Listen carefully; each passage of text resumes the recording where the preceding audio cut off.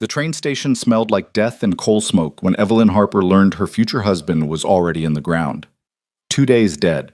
Shot through the chest over a card game she'd never know about. 22 years old, everything she owned in one cracked suitcase, and the Wyoming wind cutting through her dress like knives. No money for a ticket home. No home to go back to anyway. Just Red Hollow stretching out around her. Saloons, mud streets, men with guns on their hips and hunger in their eyes. She should have been terrified. She was. But what she didn't know yet was that the wrong man had died. This is a story about survival, second chances, and finding home in the last place you'd ever look. Stay with me until the end. Hit that like button and drop a comment with your city so I can see how far this story travels. Now, let's begin. The conductor's voice had barely faded. Red Hollow, end of the line, before Evelyn felt the first stab of doubt. She stood on the wooden platform clutching her suitcase handle so tight her knuckles had gone white.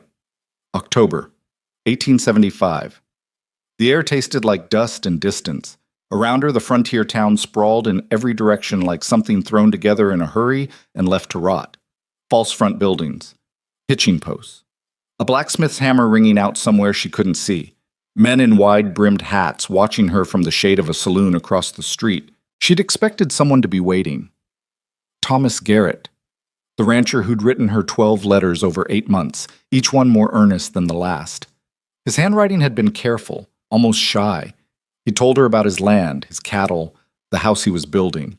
He'd sent a photograph, serious face, dark beard, eyes that looked honest. He'd promised her a future. She scanned the platform. No one stepped forward. The other passengers dispersed quickly. A cowboy with spurs that jangled. An older woman in black who didn't look at anyone. A drummer with cases of goods he started hauling toward the mercantile. Within minutes, Evelyn stood alone except for the station master, a thin man with liver spots on his hands and tobacco stains in his beard. He was staring at her. "You waiting for someone, miss?" "Yes." Her voice came out smaller than she wanted. "Thomas Garrett. He should be—" "Garrett?" The station master's expression changed. Something like pity crossed his weathered face. "You're the bride." "The bride?" Past tense already, somehow. "I'm Evelyn Harper. Mr. Garrett and I have been corresponding. We're to be married this week." The station master took off his hat. That's when she knew. "Miss Harper?" He said her name like an apology. "Tom Garrett's dead." The world tilted, just slightly, just enough that she had to set down her suitcase before her hands started shaking too badly to hold it. That's not possible. Happened 2 nights ago, shooting at the Rocky Point. Argument over cards, best anyone can figure. He took a bullet in the chest, died before the doc could even get there. Evelyn heard the words. She understood them individually. Together, they made no sense. 2 nights ago, she repeated. "Yes, ma'am. I was still in Omaha 2 nights ago." "Yes, ma'am. I expect you were." The train whistle blew behind her, getting ready to pull out, head back east, take someone else's broken dreams away from Red Hollow. She turned and watched it start to move. Black smoke. Steel wheels. The last connection to everything she'd left behind. She should get back on. Beg the conductor. Explain. But the train picked up speed and she just stood there watching it shrink into the distance until it was nothing but a dark spot against the endless Wyoming sky. "You got family back east?" the station master asked, not unkindly. "No." "Friends?" No, that was the truth. Her parents had died within 6 months of each other, her father from pneumonia, her mother from whatever it is that kills you when you've got nothing left to live for. The boarding house where Evelyn had been working in Philadelphia had closed. The city was full of desperate women and empty promises. When Thomas Garrett's advertisement had appeared in the matrimonial paper, honest rancher seeking educated wife, Wyoming territory, right box 47, she'd answered the same day. Now he was in the ground and she was standing in the middle of nowhere with $8 in her pocket and a suitcase full of things that didn't matter anymore. "There's a hotel," the station master said. "Mrs. Chen runs it. It ain't fancy, but it's clean enough. You could stay there while you figure things out. How much? $1 a night, 2 if you want meals." 8 nights. Maybe 12 if she skipped eating. Then what? "Is there work here?" The station master scratched his beard. "What kind of work you qualified for?" "I can read, write, keep books. I taught school for a year before my mother took ill." "Well?" He looked uncomfortable. "There's the saloons, but I don't reckon that's—" No, didn't think so. He paused. Look, miss, I hate to speak plain, but this ain't the kind of town where a woman alone does well, especially not an Eastern woman with no husband and no prospects. You understand what I'm telling you? She understood perfectly. She'd heard the same thing in Philadelphia. A woman alone was a target. A pretty woman alone was prey. The next eastbound train, she said. When? 3 days. 3 days. 3 nights in a $1 a night hotel with men who'd already started noticing her. She could feel their eyes from across the street, could feel the way this place was already starting to close around her like a fist. Thank you for your honesty, she said, and picked up her suitcase. The hotel was called the Frontier House, which was generous. It was 2 stories of weathered wood with a porch that sagged in the middle. But Mrs. Chen, a tiny Chinese woman with sharp eyes and exactly 0 patience for nonsense, took Evelyn's dollar and led her upstairs to a room that was, as promised, clean enough. You the bride, Mrs. Chen said. Not a question. Yes. Garrett was good man. Stupid, but good. You got bad luck. Yes. You go back east? I don't have anywhere to go back to. Mrs. Chen studied her for a long moment. Then you got very bad luck. Lock your door. Don't open for nobody. That first night, Evelyn lay on a thin mattress listening to Red Hollow through the walls. Piano music from the saloons, shouting, laughter that sounded mean. Somewhere close by, a woman's voice rising in anger, then cutting off abruptly. Evelyn stared at the ceiling and tried to figure out how she'd ended up here, tried to trace back the decisions that had led to this room, this town, this impossible situation. She couldn't cry. That surprised her. She felt like she should cry, for Thomas Garrett, for herself, for the future that had died before it started. But the tears wouldn't come. Maybe she'd used them all up on her mother. Maybe she was too scared. Maybe she was just too tired. She fell asleep counting the cracks in the ceiling and woke to October sunlight slanting through dirty windows. The second day she walked Red Hollow's main street trying to understand what kind of place this was, trying to see if there was any way she could stay. It wasn't much. One main street running east-west, maybe 24 buildings total. The saloons looked the most permanent. The Rocky Point, the Silver Dollar, the Lucky Strike. The Mercantile had actual glass windows. The blacksmith shop sat at the east end of town, backing onto a creek. There was a livery stable, a barber shop that doubled as a surgery, a land office, a jail that looked too small to hold anyone dangerous. And everywhere, men, cowboys coming in from the ranches, drifters passing through, miners heading up into the mountains, gamblers, cattle buyers, men who worked with their hands and men who worked with guns. They looked at her the way she'd expected, some curious, some calculating, some with an expression that made her walk faster and keep her eyes down. She stopped at the Mercantile. A bell jangled over the door. The proprietor, a heavy man with mutton chops and suspicious eyes, looked up from his newspaper. Help you? I'm looking for work. What kind? Bookkeeping, teaching, anything respectable. He looked her over. Not lewdly, just assessing.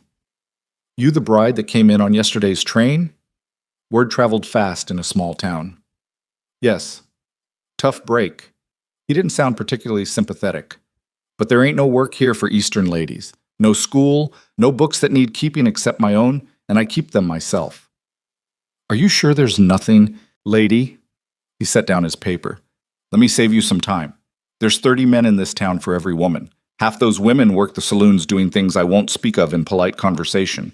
The other half are married to ranchers or homesteaders and work themselves half to death just staying alive. You see anywhere you fit in that picture? She didn't answer. Didn't think so. You seem like a nice girl. My advice?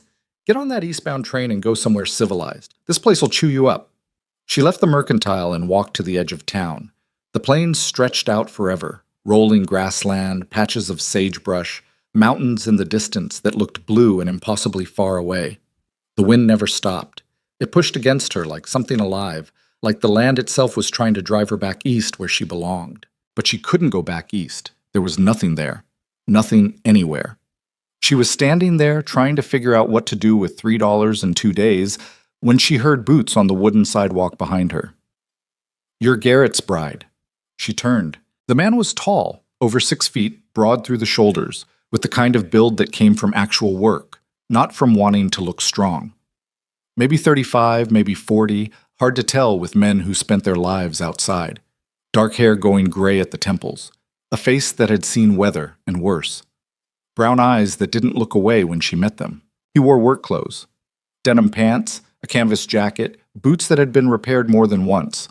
A hat with a wide brim, and a band that was darker where his hand always gripped it. No gun on his hip, which was unusual. Most men in Red Hollow wore iron like it was part of getting dressed.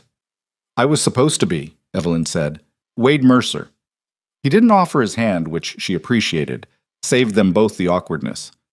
"I run the Box M about 8 miles north. Tom Garrett was my neighbor." Evelyn Harper. "I know." He paused.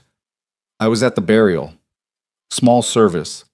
Reverend Pike said some words. We planted him on a rise overlooking his land, thought you should know." Something in her chest tightened. "Thank you. He was a good man, honest, hard-working. You'd have done all right with him." "Yes." They stood there in uncomfortable silence. Evelyn waited for him to say whatever else he'd come to say, but Wade Mercer seemed content to just stand there looking out at the plains like he had all the time in the world. Finally, she broke. "Was there something else, Mr. Mercer?" "Heard you were looking for work." "I was. There isn't any." "There might be." She looked at him more carefully. He didn't look like the kind of man who played games or said things he didn't mean, but she'd learned not to trust easily. "What kind of work?" "The kind that needs doing on a ranch that's been run by a man alone for too long." He scratched his jaw, uncomfortable. "My place isn't much. House needs work. Books are a mess. I can barely read my own writing. I've got 4 hands who live in the bunkhouse and work harder than I pay them for, but none of us can cook worth a damn or keep the place from falling apart between the actual ranching." "You're offering me a job." "I'm offering you a place to stay and 3 meals a day in exchange for making the Box M livable. If you can teach the hands to read in the evenings, that'd be worth something too, maybe $50 a month on top of room and board." It was more money than she'd ever made teaching school. It was also the most dangerous thing she'd heard since arriving in Red Hollow. "Mr. Mercer, I appreciate the offer, but I can't live on a ranch with 5 unmarried men. I'd be ruined." "You're already ruined just by being here alone." That stung because it was true. "Besides," Wade continued, "the hands live in the bunkhouse. You'd have the main house. I'd move into the foreman's cabin. Door locks from the inside. You'd be as safe as anywhere in the territory. Safer than here." "Why would you do that?" "Because Tom Garrett asked me to look after you if anything happened to him." She blinked. "What?" "Month ago, we were fixing fence line between our properties. He mentioned he had a bride coming, said he was nervous about it, asked me to keep an eye on his place if he wasn't around when you arrived. I told him he was being foolish, nothing was going to happen. Then something did happen." Wade's expression darkened. Jake Parsons shot him over a card game that shouldn't have mattered to anyone. Tom died because he was in the wrong place at the wrong time. Least I can do is make sure his bride doesn't end up the same way. "Paz disciples." Evelyn stared at this stranger who just offered her salvation and didn't seem to want anything in return except a clean house and balanced books. "I don't know anything about ranching." "Don't need you to. I need you to make the place livable while I keep the cattle alive through winter. That's the deal." "What if it doesn't work out?" "Then I pay you for your time and bring you back to town when the eastbound comes through. No questions, no hard feelings." The wind picked up, pulling at her skirt. Somewhere behind her, Red Hollow continued its business. Men drinking, money changing hands, the slow rot of a town built on nothing permanent. In front of her, Wade Mercer waited with the patience of someone who'd learned not to rush things. She had $3, 2 days, and no other options she could see. "All right," she said. "I'll try it." "Good."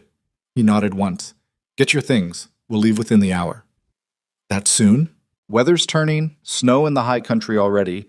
I don't like leaving the ranch for long this time of year." She went back to the frontier house, packed her suitcase, and paid Mrs. Chen for 1 night instead of 3. "You go with Mercer?" Mrs. Chen asked. "Yes." "Good. He's hard man, but honest. You be safe there." She paused. "You be lonely too, but safe." Evelyn thanked her and walked back to the main street, where Wade Mercer waited with a wagon hitched to 2 sturdy-looking horses. He took her suitcase and set it in the back without comment, then helped her up to the bench seat. As they rolled out of Red Hollow heading north, Evelyn looked back once at the town that had almost trapped her. Then she turned forward and watched the plains open up ahead, endless and empty and terrifying. Wade Mercer didn't talk much. They rode for an hour in silence, broken only by the creak of wagon wheels and the wind. Evelyn kept stealing glances at him, trying to figure out what kind of man invited a strange woman to live on his ranch and expected nothing in return. "Something on your mind?" he asked finally, not looking at her. "Why aren't you married, Mr. Mercer?" "Wade, and that's a hell of a question. You said Tom mentioned getting a bride. You must be about the same age. Why didn't you send for one yourself?" He was quiet for a long time. Then, "I did, 10 years ago. She made it as far as Cheyenne before she changed her mind. Can't say I blamed her. This life isn't for everyone." "I'm sorry." "Don't be. Worked out better this way. Marriage is hard enough without starting it with someone who already wants to leave." They rode on. The land changed gradually, the flat prairie giving way to rolling hills, the grass getting thicker, the mountains in the distance growing larger and more defined. Evelyn saw cattle scattered across the hills, hundreds of them, maybe thousands.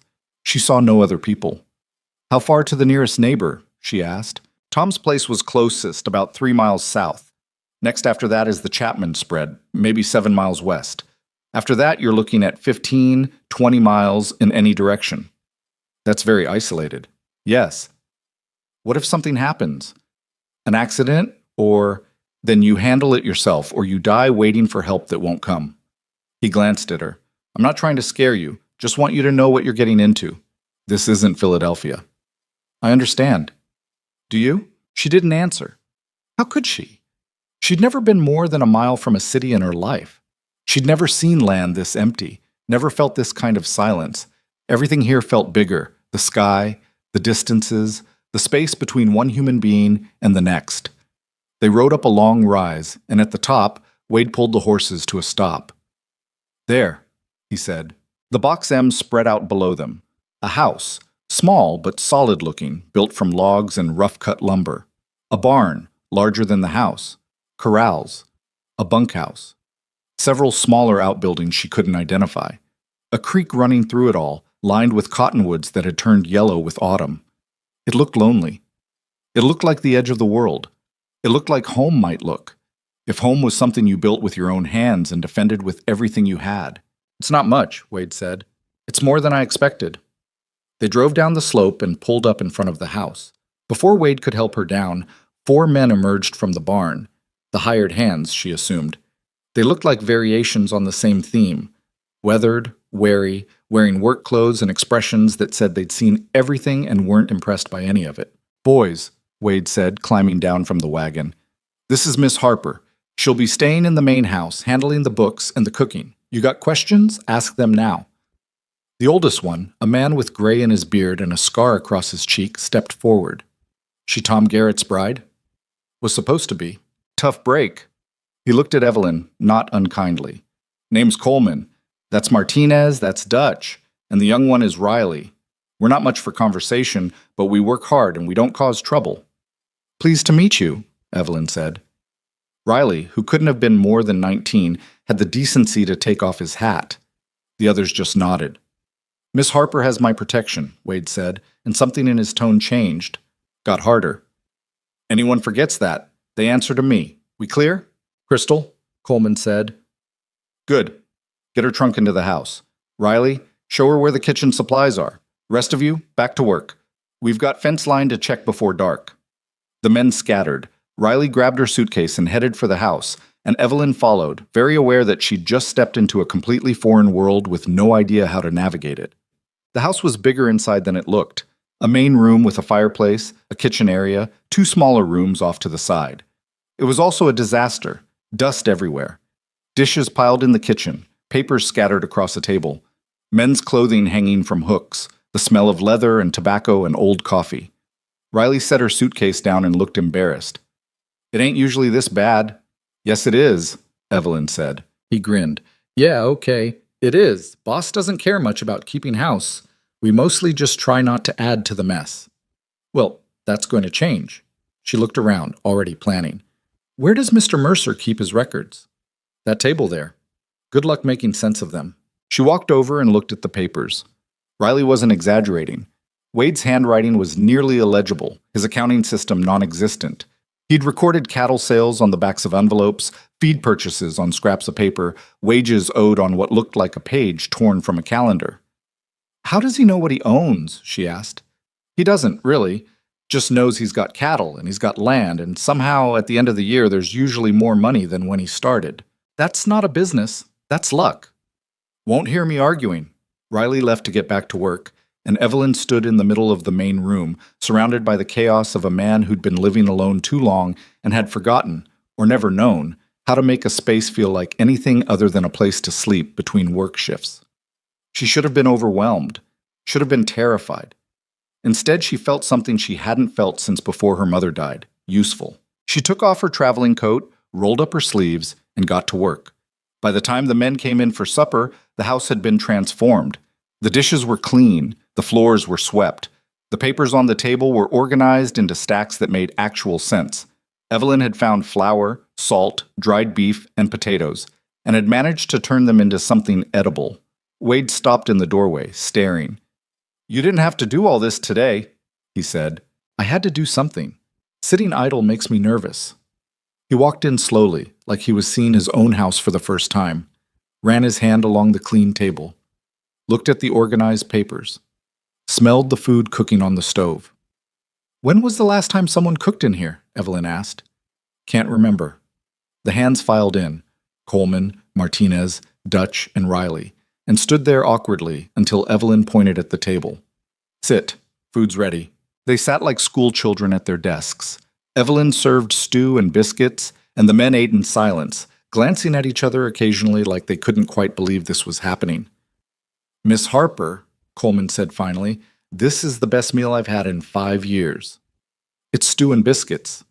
"Like I said, best meal in 5 years." Even Wade smiled at that. Just a small one, barely there, but Evelyn caught it. After dinner, the hands went back to the bunkhouse, and Wade walked her to the smaller of the 2 side rooms, the one that would be hers. "I'll move my things to the foreman's cabin tomorrow," he said. "Tonight I'll bunk with the boys. You'll be safe here." "I believe you." He paused at the door. "You did good work today, more than I expected. I haven't even started on your books yet." "Yeah, well, fair warning, they're worse than they look." "I've seen them, I know." He almost smiled again. Almost. "Get some rest. Morning comes early on a ranch." Then he was gone, and Evelyn was alone in a small room in a log house in the middle of Wyoming, surrounded by silence so complete it felt like a physical presence. She lay down on a bed that was clean now. She'd found fresh linens in a trunk, and stared at the ceiling. It didn't have cracks like the hotel ceiling. It was solid, hand-built, made to last. Outside, she could hear the wind, coyotes calling to each other in the distance, the creek running over stones. And underneath all of that, something else. The possibility that maybe, just maybe, she'd arrived exactly where she was supposed to be. Even if it had taken a dead man and $3 and the kindness of a stranger to get her here. The first week passed in a blur of work that left Evelyn too exhausted to think about anything except sleep. She woke before dawn to the sound of boots on the porch and men's voices as the hands headed out to check cattle. By the time she got the kitchen fire going and coffee made, Wade was already gone, saddled up and riding fence line or moving stock or doing whatever it was ranchers did when the days got shorter and winter started breathing down from the mountains. She cleaned, organized, cooked 3 meals a day for 5 men who ate like they were storing up for hibernation.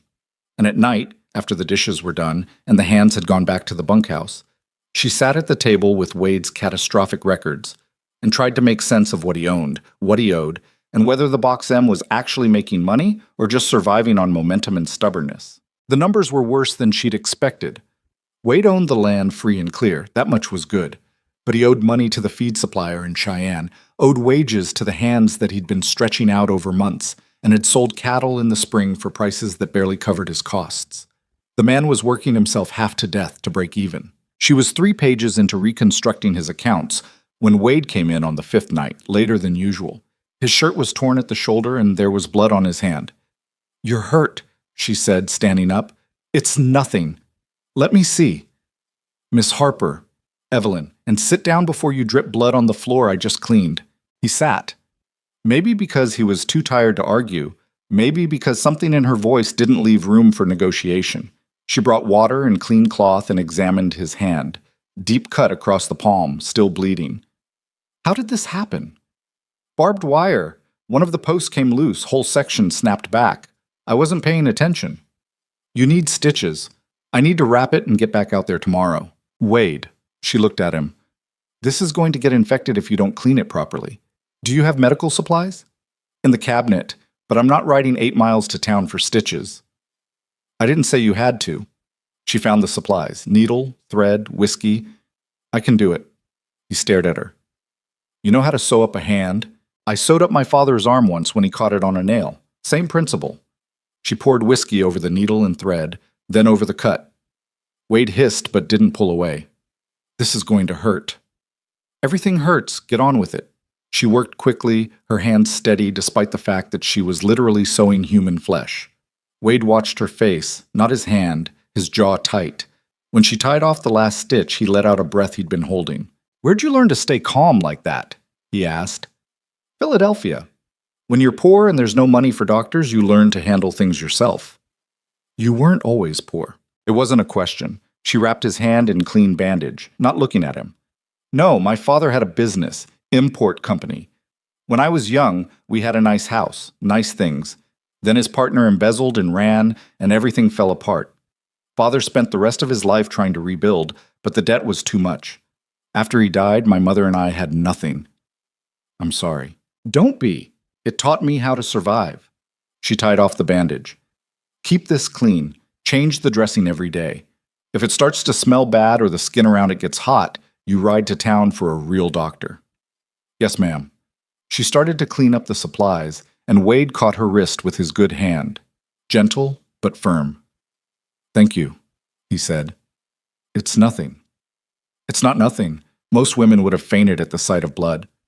I'm not most women. No. He let go of her wrist. You're really not. After he left, Evelyn stood at the table with her heart beating too fast and her hand shaking slightly. Delayed reaction, she told herself. Just the stress of the needle and blood. Nothing to do with the way Wade had looked at her, or the warmth of his hand on her wrist, or the fact that she was living alone with a man she barely knew, and starting to feel things she had no business feeling. She went to bed and dreamed of barbed wire and blood and brown eyes that saw too much. The weather changed overnight. Evelyn woke to frost on the windows and wind that sounded angry. When she went outside to get water from the pump, the cold cut through her dress and shawl like they weren't even there. Riley was in the barn saddling horses. He looked up when she came in, blowing on her hands. Boss says there's a storm coming, he said. Big one. We're moving the cattle down from the high pasture before it hits. How big? Big enough that we might lose some if we don't get them down in time. He paused. You ever seen a Wyoming winter storm? No. Well, you're about to. Boss says to make sure there's plenty of wood stacked by the house. If the snow gets bad, you might be stuck inside for days. Evelyn spent the morning hauling wood from the pile behind the barn to the porch. Her hands blistered, her back ached, but by noon she had enough firewood stacked to last a week, maybe more. She went inside and made beef stew, lots of it, enough to feed the men when they came back frozen and exhausted. They rode in just before dark, all 5 of them, covered in dust and looking grim.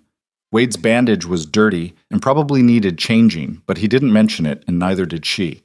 They ate without talking. Then the hands went to the bunkhouse and Wade stayed behind, staring at the fire. Did you get the cattle down? Evelyn asked. Most of them. Maybe lost 20 head in the high country. Can't get to them now without risking the horses. I'm sorry. It's ranching. You lose cattle. It's just a question of how many. He rubbed his face. Chapman lost 50 last winter. Found them frozen in a ravine when the snow melted. Dead animals everywhere, coyotes and buzzards picking them clean. That's what I'm trying to avoid. Evelyn sat down across from him. Your hand needs a fresh bandage. Later. Wade. He looked at her, too tired to argue. She brought the supplies and unwrapped the old bandage carefully. The cut looked better. No infection, stitches holding. She cleaned it again and wrapped it fresh, aware of how close they were sitting, how quiet the house was with just the 2 of them and the fire. You're good at this, Wade said. At what? Taking care of things. People. This whole place ran better in 5 days with you here than it did in 5 years before. That's not true. It is, though. You think I don't notice? The house is clean. The food's decent.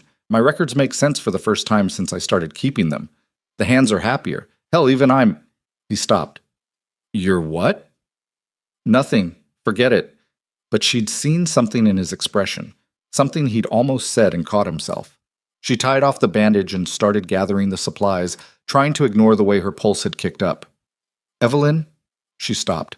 I know this isn't what you signed up for, he said. Coming out here, living like this. You were supposed to marry Tom, have a real home, build a proper life. Instead, you're stuck on a failing ranch with a man you don't know, working yourself to exhaustion for $50 a month. If you want to leave when the spring thaw comes, I'll understand. No hard feelings. She turned and looked at him, really looked. Saw the exhaustion in his face, the weight he carried, the loneliness that had carved itself into the lines around his eyes. Saw a man who'd been alone so long, he'd forgotten what it felt like to have someone care, whether he lived or died. I'm not leaving, she said. You say that now. I mean it. I have nowhere else to go, Wade. But even if I did, I think I'd stay. This place needs someone who gives a damn, and you need someone who knows how to keep books without giving themselves a headache. So unless you're planning to fire me, I'm staying. Something shifted in his expression. Relief, maybe. Or hope. Hard to tell in the firelight. All right then, he said quietly. All right. The storm hit 2 days later. Evelyn had never seen anything like it. The wind came first, howling down from the mountains with a sound like freight trains. Then the snow, thick, heavy, blinding. Within an hour, she couldn't see the barn from the house. Within 2 hours, the world had disappeared into white chaos. Wade and the hands brought the horses into the barn and secured everything that could blow away. Then they came inside, 5 men tracking snow and cold, and Evelyn fed them hot coffee and stew while the storm tried to tear the roof off. How long will this last? She asked. Day, maybe 2, Coleman said. Sometimes longer. And we just wait? Not much else to do. Can't work in this? Can't even check the stock without getting lost and freezing to death. They played cards. Martinez taught her a game called Monte that she lost consistently but enjoyed anyway. Riley told stories about growing up in Texas that were probably half lies but entertaining regardless. Dutch whittled, shaping a piece of wood into something that might have been a horse or might have been a dog. Hard to tell. Wade sat by the window watching the storm, his expression unreadable. By nightfall, the temperature had dropped so low that frost formed on the inside of the windows. The hands went to the bunkhouse through snow that was already waist deep, and Wade banked the fire for the night. You going to the foreman's cabin? Evelyn asked. He looked at the door, at the snow piling against it, at the darkness outside. Cabin's 50 yards from here. I'd be frozen before I made it halfway. So you're staying here? I'll sleep by the fire. You keep the bedroom. Wade, that's not negotiable. Get some sleep. She went to the bedroom but couldn't sleep. The wind was too loud, the cold too intense. She could hear Wade moving around in the main room, feeding the fire, trying to stay warm. Around midnight, she gave up, wrapped herself in a blanket, and went back out. He was sitting with his back to the fireplace, arms wrapped around his knees. He looked up when she came in. Can't sleep? He asked. Too cold. Too loud. She sat down next to him. Is it always like this? Some winters are worse, some are better. This one feels mean. They sat in silence, watching the fire. The storm hammered at the house like it wanted in. Evelyn pulled her blanket tighter. Tell me about the woman who went to Cheyenne, she said. Wade looked at her. Why? Because we're stuck in a snowstorm with nothing else to do, and I want to know. He was quiet for a long time. Then, her name was Catherine. We corresponded for 6 months. I sent her money for the train. She made it to Cheyenne, took one look at me, and got back on the eastbound the same day. She didn't even give you a chance? Can you blame her? I was 30 years old, already looked 40. Rough, uneducated, living in the middle of nowhere. She was a city girl, same as you. Took one look at this life and knew it wasn't for her. I'm still here. You didn't have a choice. I have a choice now. The eastbound runs every 3 days. I could have left any time. He looked at her then, really looked, and she saw something in his eyes she couldn't quite name, something that made her breath catch. Why didn't you? He asked quietly. Because this is the first place I felt useful since my mother died. Because those men out there in the bunkhouse treat me with respect. Because you treat me like I have a brain and not just a pretty face. She paused. And because I think you need someone here who sees you as more than just the boss. Evelyn, I'm not saying it's smart. I'm not even saying it makes sense. But it's true. The fire crackled. The storm raged. And in the small warm space they'd created, something unspoken settled between them. An understanding maybe, or a possibility. Get some sleep, Wade said finally. Tomorrow, we dig out. But he didn't move, and neither did she. They sat there until the fire burned low and exhaustion finally pulled them under, two people who'd been alone too long learning what it felt like to have someone else nearby. The storm lasted 3 days. When it finally cleared, the world was buried under 4 feet of snow, and the temperature had dropped so low that spit froze before it hit the ground. Wade and the hands spent a week digging out, the barn, the corrals, pathways between buildings. They found 2 horses dead in the south pasture, frozen, standing up. They found cattle scattered and half-starved, struggling through drifts trying to find grass that wasn't there. Evelyn kept the house running, cooked, managed supplies, rationed firewood. And at night, when everyone else was asleep, she worked on Wade's books by lamplight, trying to figure out how to make the numbers add up to survival. What she found wasn't good. 2 weeks after the storm, she sat Wade down and showed him the truth. You're broke, she said. I know that. No, you don't. You think you're struggling. You're not. You're drowning. She spread the papers across the table. You owe $200 to the feed supplier. You owe your hands 3 months of back wages. You sold cattle last spring for $8 a head when you should have gotten 12. And this winter, between the storm losses and the feed costs, you're going to lose money even if nothing else goes wrong. Wade stared at the numbers. How bad? If you can't sell cattle for better prices next spring, you'll have to let the hands go. If you can't get better prices the spring after that, you'll lose the ranch. That's not possible. It's math, Wade. The numbers don't lie. He stood up, paced to the window, stared out at the snow-covered land he'd spent 15 years building. I've never lost money, not in a single year. You've never kept proper books. You've been losing money for years. You just didn't know it. So what do I do? Evelyn had been thinking about this for days, turning it over, looking for angles, trying to find a solution that didn't end with Wade broken and the ranch sold to pay debts. You need to sell directly to the eastern markets, she said. Cut out the middlemen. The cattle buyers who come through here in spring are paying you half what the meat is worth in Chicago or New York. If you can get your cattle to the railhead and ship them east yourself, you'll triple your profit. And how do I do that? I don't have contracts in the east. I do.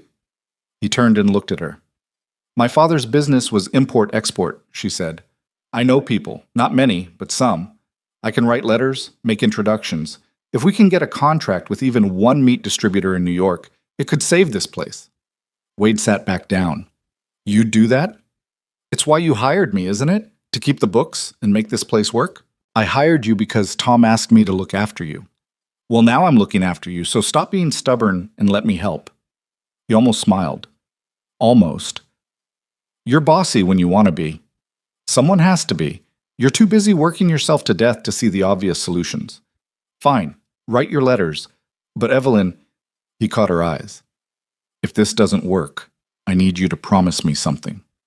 What? Promise me you'll take your wages and get out before this place goes under. Don't go down with the ship just because you feel loyal.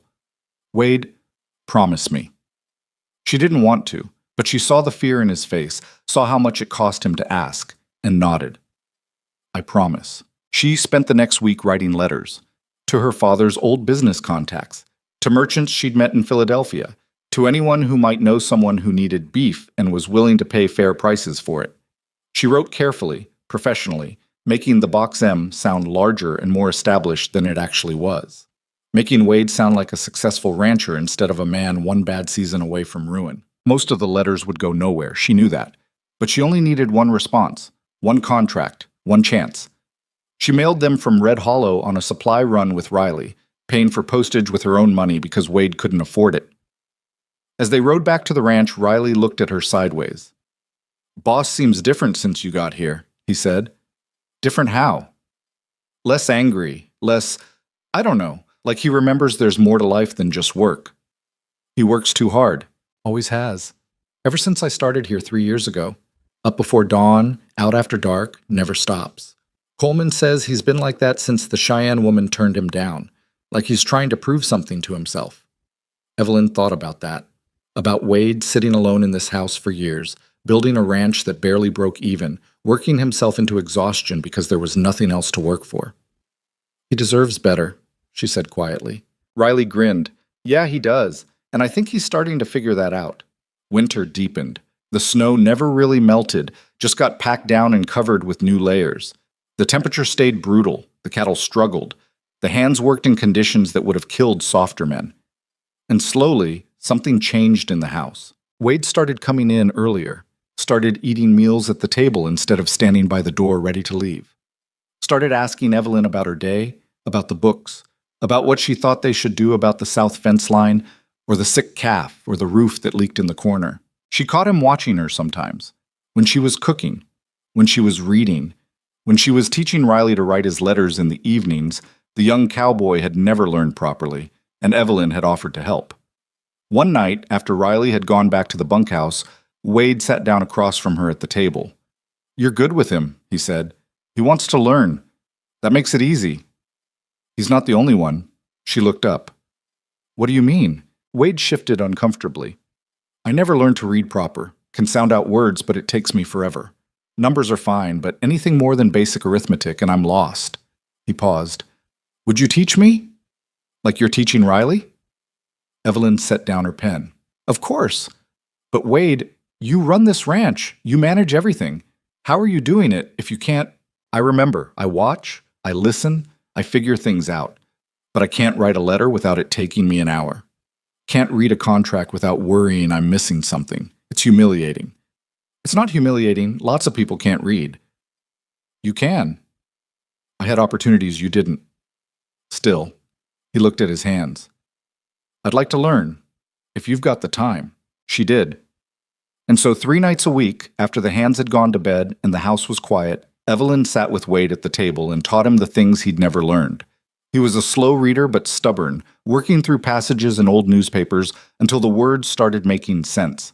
His handwriting was terrible, but he practiced, filling pages with letters and words until they started to look like something readable. She learned things about him during those lessons.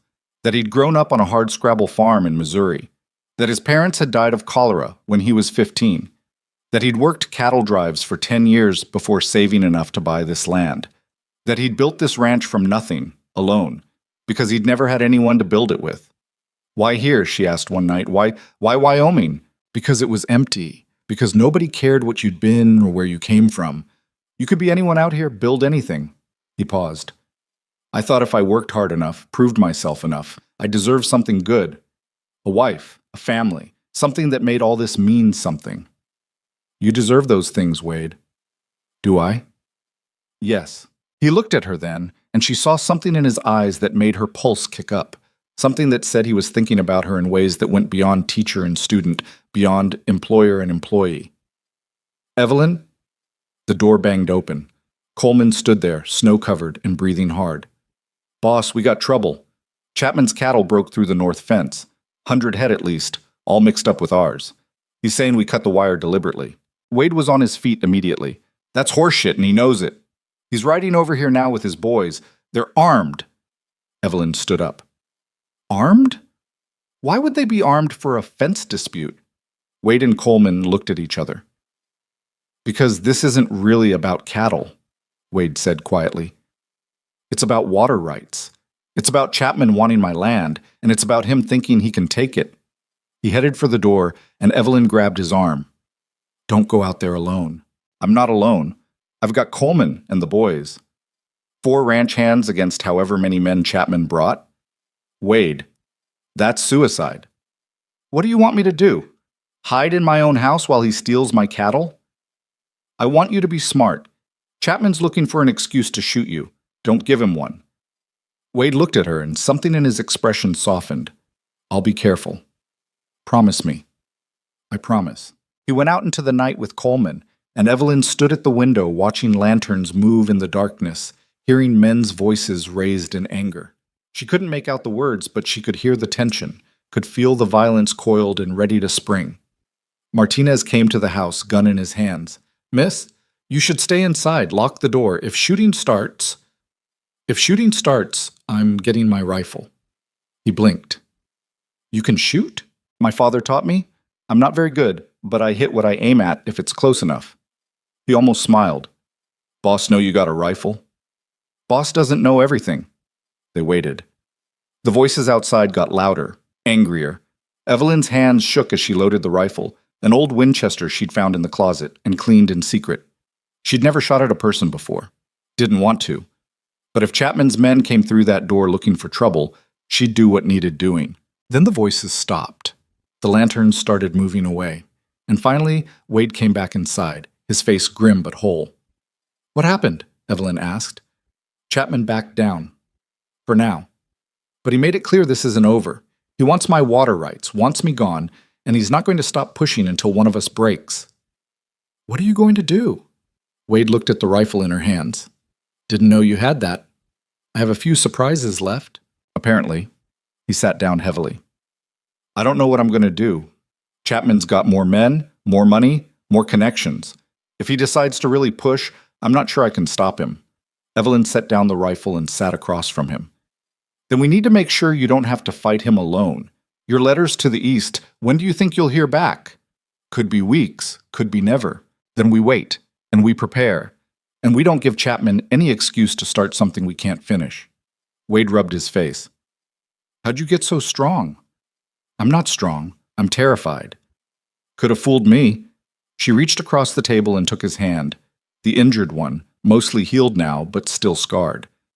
He looked down at their joined hands like he'd forgotten what it felt like to be touched with kindness. We'll figure this out, she said. We? We. You're not alone anymore, Wade, whether you like it or not. He turned his hand over and squeezed hers, gentle but firm. And for just a moment, in a house at the edge of the world with winter pressing in and enemies circling, Evelyn felt something she hadn't felt in years.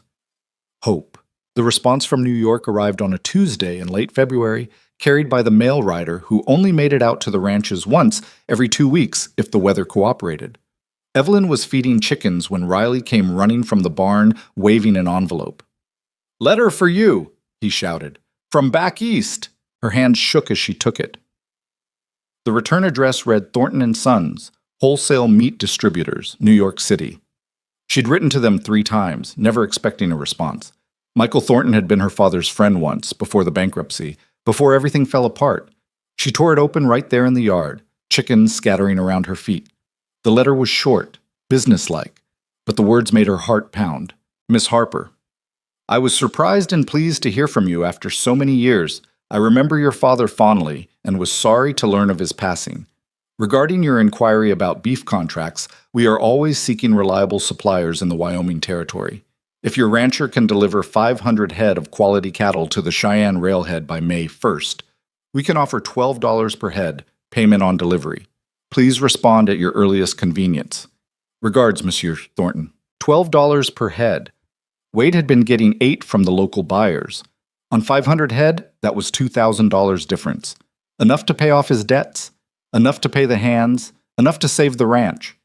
She ran to the house.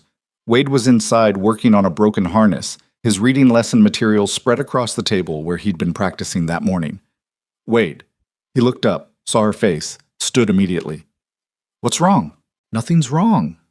Everything's right. She handed him the letter. Read it. He took it, squinting at the words, working through them slowly. She watched his expression change as he understood what he was reading. Disbelief. Hope. Fear. $12 a head, he said finally. Yes. For 500 head. Yes. By May 1st. He looked at her. Evelyn, I don't have 500 head ready to sell. Between the winter losses and the breeding stock I need to keep, I've got maybe 300 market ready, and that's if I sell everything I can spare. Her excitement dimmed. What about Chapman's cattle? The ones that broke through the fence? Still mixed up with mine. But they're his cattle. I can't sell them. What if you bought them from him? Wade laughed, but there was no humor in it. With what money? I'm broke, remember? Chapman knows it too. That's why he's circling. He's waiting for me to fail so he can buy this place for nothing. Evelyn sat down, thinking. There had to be a way. The contract was right there, salvation spelled out in Michael Thornton's careful handwriting. They just needed cattle. 200 more head. It should have been simple. What about the other ranchers? She asked. The smaller ones. Could you buy from them? Most of them are as bad off as I am. Worse, probably. The winter killed a lot of stock. But not all of it. Some of them must have cattle they need to sell. Wade set down the letter and looked at her. Really looked. What are you thinking? I'm thinking that you're not the only one who needs this contract. Every small rancher within 50 miles is struggling.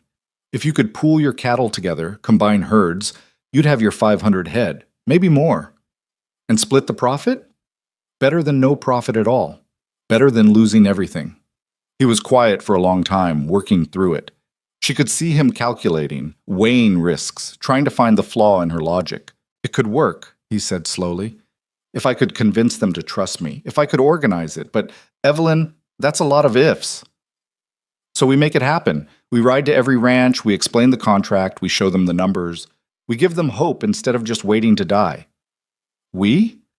You can't do this alone. You'll need someone who can read contracts, manage the books, coordinate between ranches. That's me. Wade stood up and walked to the window, staring out at the snow-covered land. Chapman won't like it. If I pull this off, if I save my ranch and help the others save theirs, he loses his chance to buy up all this land cheap. He'll fight it. Let him fight. We'll fight back. He turned and looked at her, and something in his expression made her breath catch. You really believe we can do this? I know we can. Why? Because the alternative is giving up, and neither one of us is very good at that. He almost smiled. Almost. Then he nodded once, decision made. All right. We start tomorrow, you and me. We'll hit the Chapman border first, then work our way south. Every ranch, every homestead. We'll see who's willing to gamble on a better future. They rode out the next morning before dawn, just the two of them on horseback with supplies for 3 days. Coleman stayed behind to manage the ranch, grumbling about fool errands and Eastern ideas, but Evelyn caught him smiling as they left. The first ranch they hit belonged to a widow named Sarah Mitchell. Her husband had died the previous spring, leaving her with 2 young boys and 100 head of cattle she couldn't manage alone. Wade had helped her with Roundup last year, asking nothing in return. Now he was asking for her trust. She listened to their proposal sitting at a kitchen table covered in flour. She'd been making bread when they arrived. Her boys played outside, their laughter drifting through the thin walls. $12 a head, she said when Wade finished explaining. You're sure? I've got the contract right here. Evelyn showed her the letter. Thornton's is legitimate. They're one of the biggest distributors in New York. Sarah read it slowly, lips moving. And you'd handle the drive to Cheyenne? The shipping? Everything, Wade said. You just need to have your cattle ready by mid-April. We'll combine herds and move them all together. What's your cut? Same as yours, equal shares based on head count. Sarah looked at him. That's fair to the point of stupid, Wade. Maybe, but if this works, we all survive. If it doesn't, we all fail together. I'd rather have partners than employees. She thought about it, looking at her boys through the window, calculating the same desperate math that kept Evelyn awake at night. Finally, she nodded. I'm in. 60 head, give or take. When do you need them? April 15th. We'll send word before then. They shook on it. As Wade and Evelyn rode away, Sarah stood on her porch watching them go, hope written across her face for the first time in months. The next ranch was harder. Old Jim Hendricks didn't trust anyone, especially not schemes that sounded too good to be true.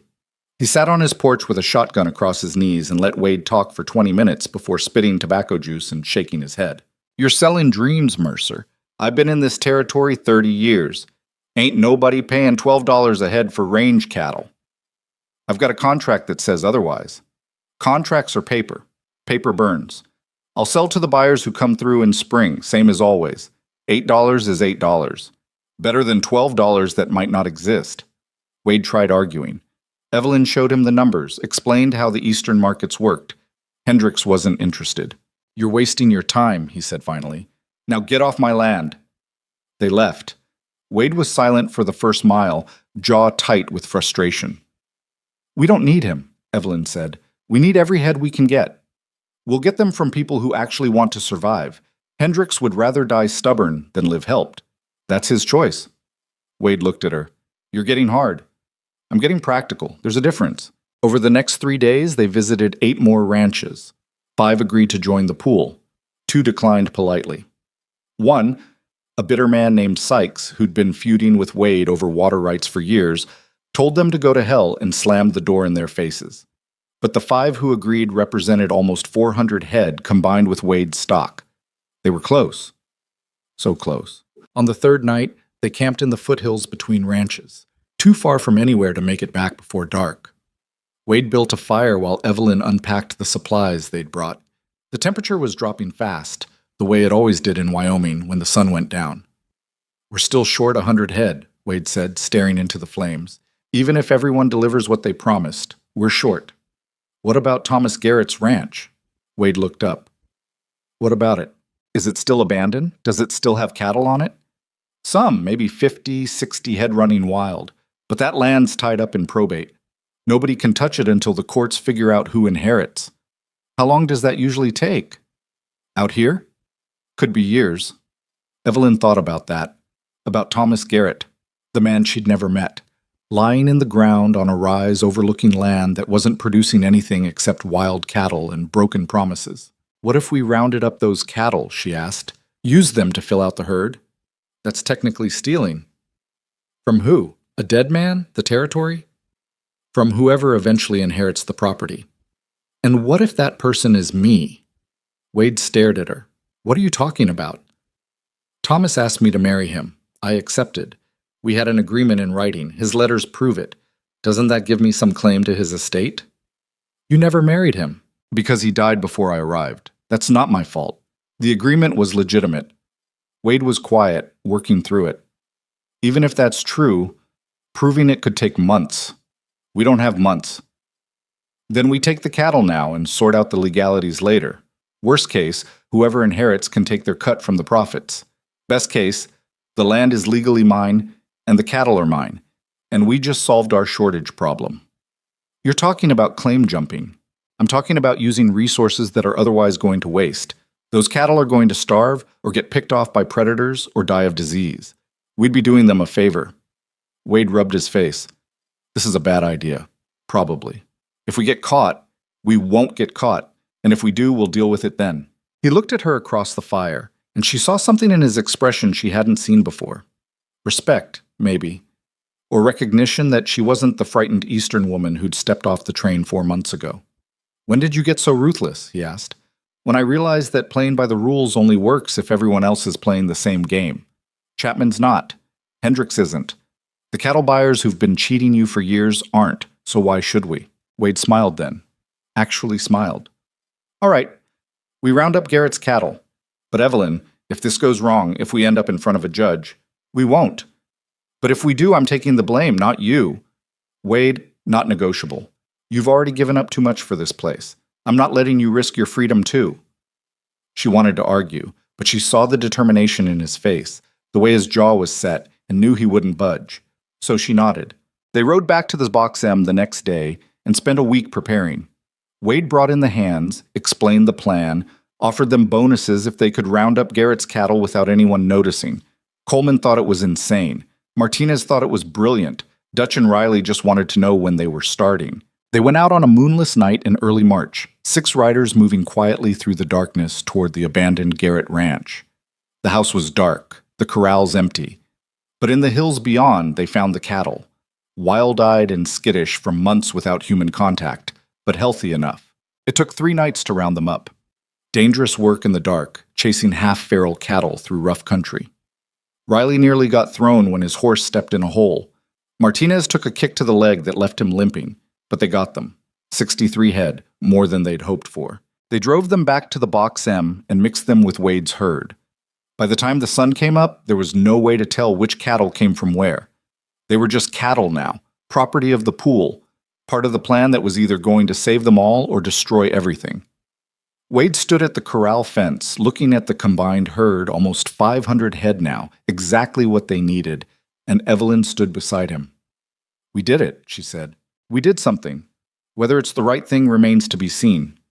It's the only thing that makes it right." He looked at her. "You've changed, you know that? Since you got here." "So have you. How do you figure?" "You smile more. You come inside before dark sometimes. You look at the future like it might actually exist." She paused. "You look at me like—" She stopped. She'd said too much. They were standing too close, alone in the early morning with the ranch sleeping around them and something unspoken hanging in the air between them. Wade reached out and touched her face. Gentle, his hand rough from work, but his touch careful. Like what? Like you see me. Not just the help. Not just Tom's bride. Me. I do see you, that's the problem. Why is it a problem? But because you deserve better than this. Better than a broke rancher with enemies and debts and a future that might not exist past May. You deserve... She kissed him. Just stepped forward and kissed him, cutting off whatever else he was going to say about what she deserved. His surprise lasted maybe half a second before he kissed her back, one hand on her face and the other wrapping around her waist, pulling her closer. It wasn't gentle, wasn't careful. It was months of tension and fear and loneliness and wanting pouring out all at once. When they finally broke apart, both breathing hard, Wade rested his forehead against hers. That was a bad idea, he said. Probably. People will talk. Chapman will use it against us. The whole territory will... I don't care. You should. Well, I don't. She looked at him. I'm tired of being careful, Wade. I'm tired of pretending I don't feel what I feel just because it's complicated or improper or whatever other excuse we want to use. I care about you. I care about this place, and I'm not going anywhere. Evelyn, are you going to tell me you don't feel the same way? He looked at her for a long moment. Then he kissed her again, softer this time, like he was memorizing the moment. When he pulled back, his eyes were serious. I'm in love with you, he said quietly. Have been for weeks, maybe longer. But that doesn't change the fact that I've got nothing to offer you except hard work and uncertainty. That's more than I had when I got off the train. That's more than I ever expected to have. You could still leave, take your wages, go east, find someone who can actually give you a future. You are my future. This ranch is my future. That contract is our future. And we're going to make it work because the alternative is unacceptable. Wade smiled then, really smiled, and pulled her close. They stood there in the morning light while the cattle moved in the corral and the mountains watched from the distance, and something fundamental shifted in both their lives. Neither of them saw Coleman watching from the barn, grinning like he'd won a bet with himself.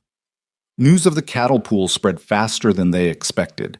Within 2 weeks, every rancher in the territory knew that Wade Mercer was organizing a combined drive to Cheyenne, bypassing the local buyers, going straight to the eastern markets. Reactions were mixed. Some thought it was brilliant. Sarah Mitchell told everyone who'd listened that Wade Mercer was the smartest man in Wyoming. Others thought it was suicide. The local cattle buyers, the men who'd been paying $8 a head and reselling for $12 or more, were furious at being cut out. They spread rumors that Wade's contract was fake, that Thornton and Sons didn't exist, that the whole thing was a scheme to steal cattle, and Chapman was the angriest of all. He rode to the Box M 3 weeks after they'd rounded up Garrett's herd, bringing 6 armed men with him. Wade met him in the yard, and Evelyn watched from the house window with her rifle loaded and ready.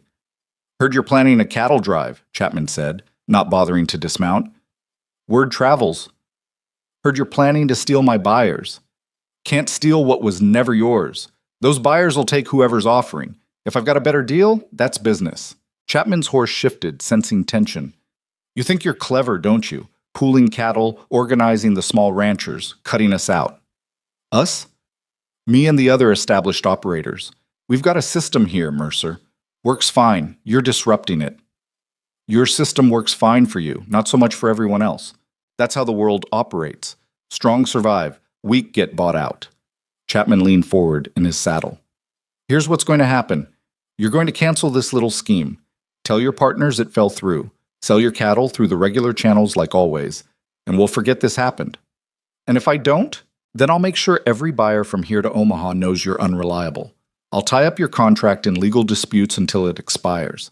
I'll drive your partners away by spreading rumors you can't deliver. And when you finally fail, and you will fail, I'll buy this ranch for exactly what it's worth, which is nothing.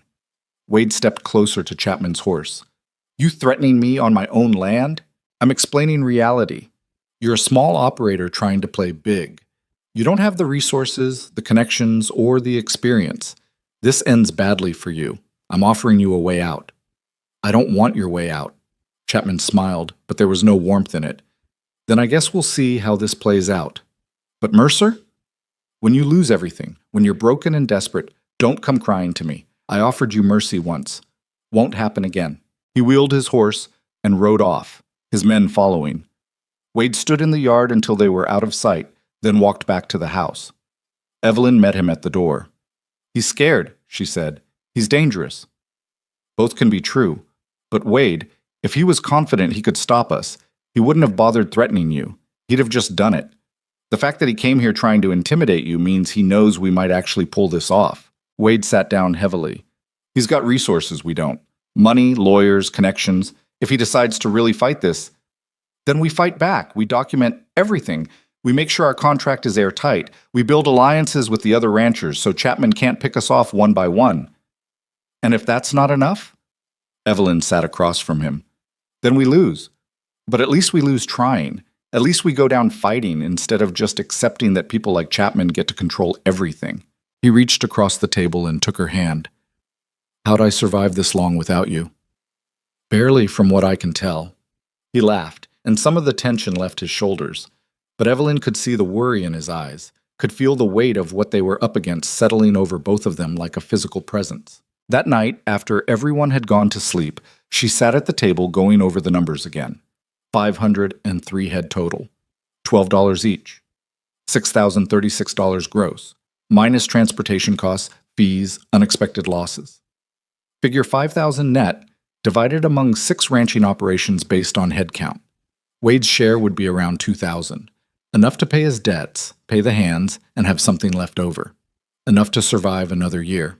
If they could deliver, if Thornton honored the contract, if Chapman didn't sabotage them, if the drive went smoothly, if the weather held, if none of the cattle died or got stolen or scattered, too many ifs.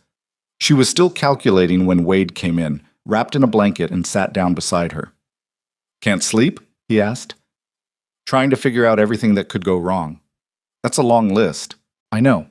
She set down her pen. "Wade, what happens if Chapman's right? What happens if we can't pull this off?" He was quiet for a moment.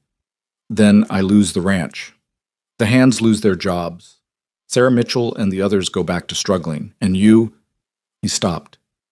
"What about me?" "You'll have lost months of your life on a dream that didn't work out. Time you could have spent building a real future somewhere else. This is my real future. Right here. Is it?" He turned to look at her. "Because I need you to be honest with me, Evelyn. About what you want. About where you see this going." "What do you mean?" "I mean, are you here because you care about this ranch? Or because you care about me? Because those are different things, and I need to know which one I'm working for." She stood up and walked to the window, looking out at the darkness. The question was fair. She'd been asking herself the same thing for weeks. "When I first came here," she said slowly, "I was just trying to survive. The ranch was shelter. You were employment. It was transactional, but somewhere along the way it stopped being about survival and started being about actually living. About building something that matters with someone who—" She turned to face him. "I love you, Wade. Not the ranch, not the security, not the future. You. The man who stitched up his own hand rather than admit he was hurt. The man who took in a stranger because a dead neighbor asked him to. The man who's trying to save an entire community even though it might destroy him. Det bucky seats, it is sometimes." Wade stood and crossed to her. "I love you too. So much that it scares me. Because if this all falls apart, if I lose everything, I need to know you won't hate me for dragging you down with me." "I could never hate you." "You say that now. I mean it. Win or lose, we're in this together. That's what partnership means." He kissed her then, slow and deep, like he was trying to memorize her. When they pulled apart, he rested his forehead against hers. "Marry me," he said. She blinked. "What?" "Marry me. Not because it's practical or because of the ranch or because we need to make things proper. Marry me because I can't imagine my future without you in it, and I don't want to wait anymore." "Wade, we should wait until after the drive, until we know if—" "No. I've spent 15 years waiting for my life to start, waiting until I had enough money, enough success, enough proof that I deserved something good. I'm done waiting. I want to marry you now, while we're still fighting, still hoping. I want you to be my wife whether we succeed or fail." Evelyn looked at him, this hard man who'd learned to be soft with her, this careful man who was taking the biggest risk of his life, and felt something settle in her chest. Not fear, not doubt, just certainty. "Yes," she said. "Yes, I'll marry you." He picked her up and spun her around, actually laughing, and when he set her down, they were both grinning like idiots. "When?" she asked. "Soon, before the drive. We'll keep it small, just us and the hands and maybe Sarah Mitchell. Nothing fancy." "I don't need fancy." "Good, because fancy's not really an option out here." They planned it for the first Sunday in April, 2 weeks before the cattle drive.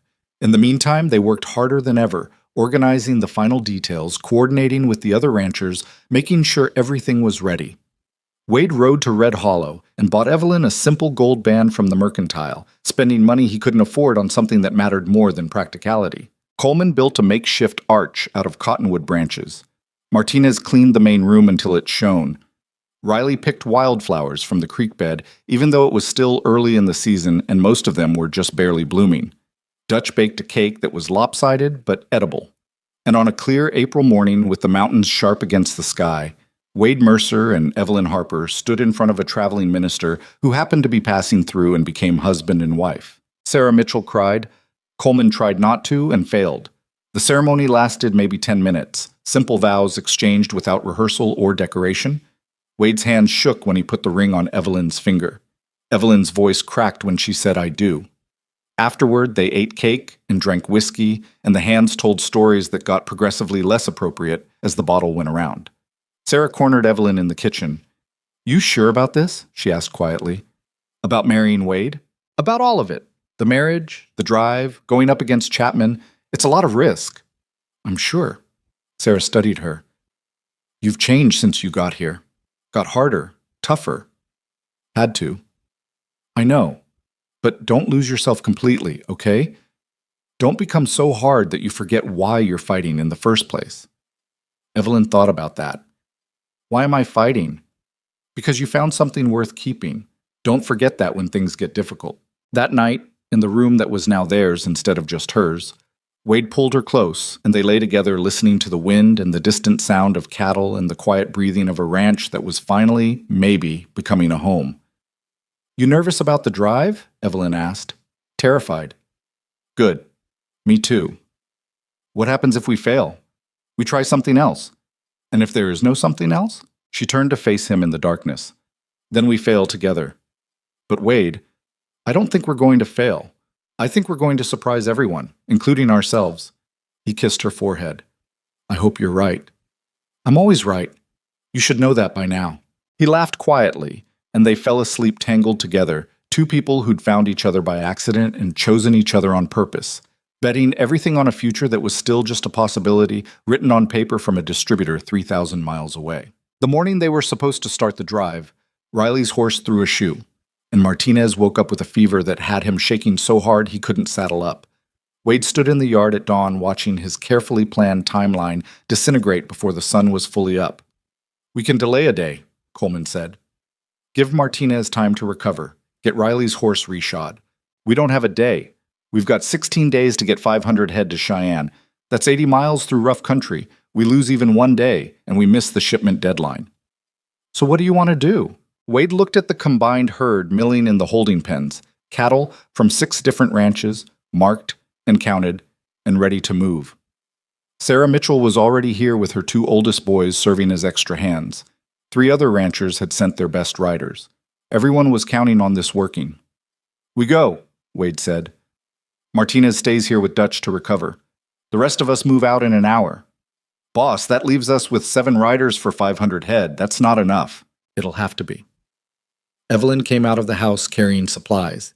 She'd packed food for 2 weeks, bedrolls, medical supplies, everything they might need. She'd also packed her rifle. "What are you doing?" Wade asked. "Coming with you." "Evelyn, don't. We're short 2 riders. You need help, and I can sit a horse well enough. I'm coming." "You've never driven cattle before. You don't know." "Then I'll learn. Wade, this is my future too. Our future. I'm not sitting here waiting while you risk everything. I'm coming with you whether you like it or not." Riley grinned. "She's got you there, boss." Wade looked at his wife. His wife, still strange to think of her that way, standing there with determination written across her face and a rifle she knew how to use slung over her shoulder. He should have said no. should have insisted she stay where it was safe. But they both knew there was no safe anymore. There was only forward. Fine, he said. But you stay in the middle of the herd. No point position, no drag. And if I tell you to ride for help, you ride. No arguments. No arguments, she agreed, lying through her teeth. They both knew it. They moved out an hour later, 8 riders pushing 500 head of cattle north toward Cheyenne. The morning was clear and cold, the kind of spring weather that promised heat later but delivered frost now. The cattle moved reluctantly at first, confused by the combination of herds, unsure about leaving familiar grazing land. But gradually they settled into a rhythm, following the leaders, spreading out across the trail. Evelyn rode beside Sarah Mitchell, learning as she went. How to read the herd's mood, how to spot the troublemakers who'd try to break away, how to use her horse's body language to push cattle in the right direction without actually touching them. You're a natural, Sarah said after the first few hours. I'm terrified. That too. But you're doing it anyway. That's what matters. They made 12 miles the first day. Not great, but not terrible. They camped that night in a shallow valley with good grass and water nearby. Wade posted guards in shifts, 2 men watching the herd at all times while the others slept. Cattle could spook at anything, especially at night. A coyote. A strange sound. Even their own shadows in the moonlight. Evelyn lay in her bedroll next to Wade, staring up at stars so thick they looked like spilled salt. She could hear the cattle shifting and breathing, could smell their earthy presence mixed with campfire smoke and coffee. You did good today, Wade said quietly. I stayed on my horse and didn't get anyone killed. That's a low bar. It's higher than you think. He turned to look at her. I'm glad you came. I know I argued, but I'm glad. Even if I slow you down, you won't. You're tougher than half the men here. She smiled in the darkness. Only half? I'm being generous to their egos. They fell asleep to the sound of cattle and night birds and Coleman's off-key humming as he took his guard shift. When Evelyn woke a few hours later for her own watch, Wade had insisted she take shifts like everyone else. The stars had wheeled overhead and the fire had burned down to embers. Riley was waiting to be relieved. He looked exhausted. Anything happen? She asked. Couple cows tried to wander, brought them back.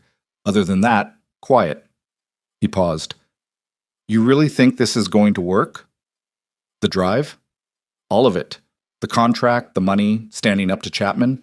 You really think we can pull it off?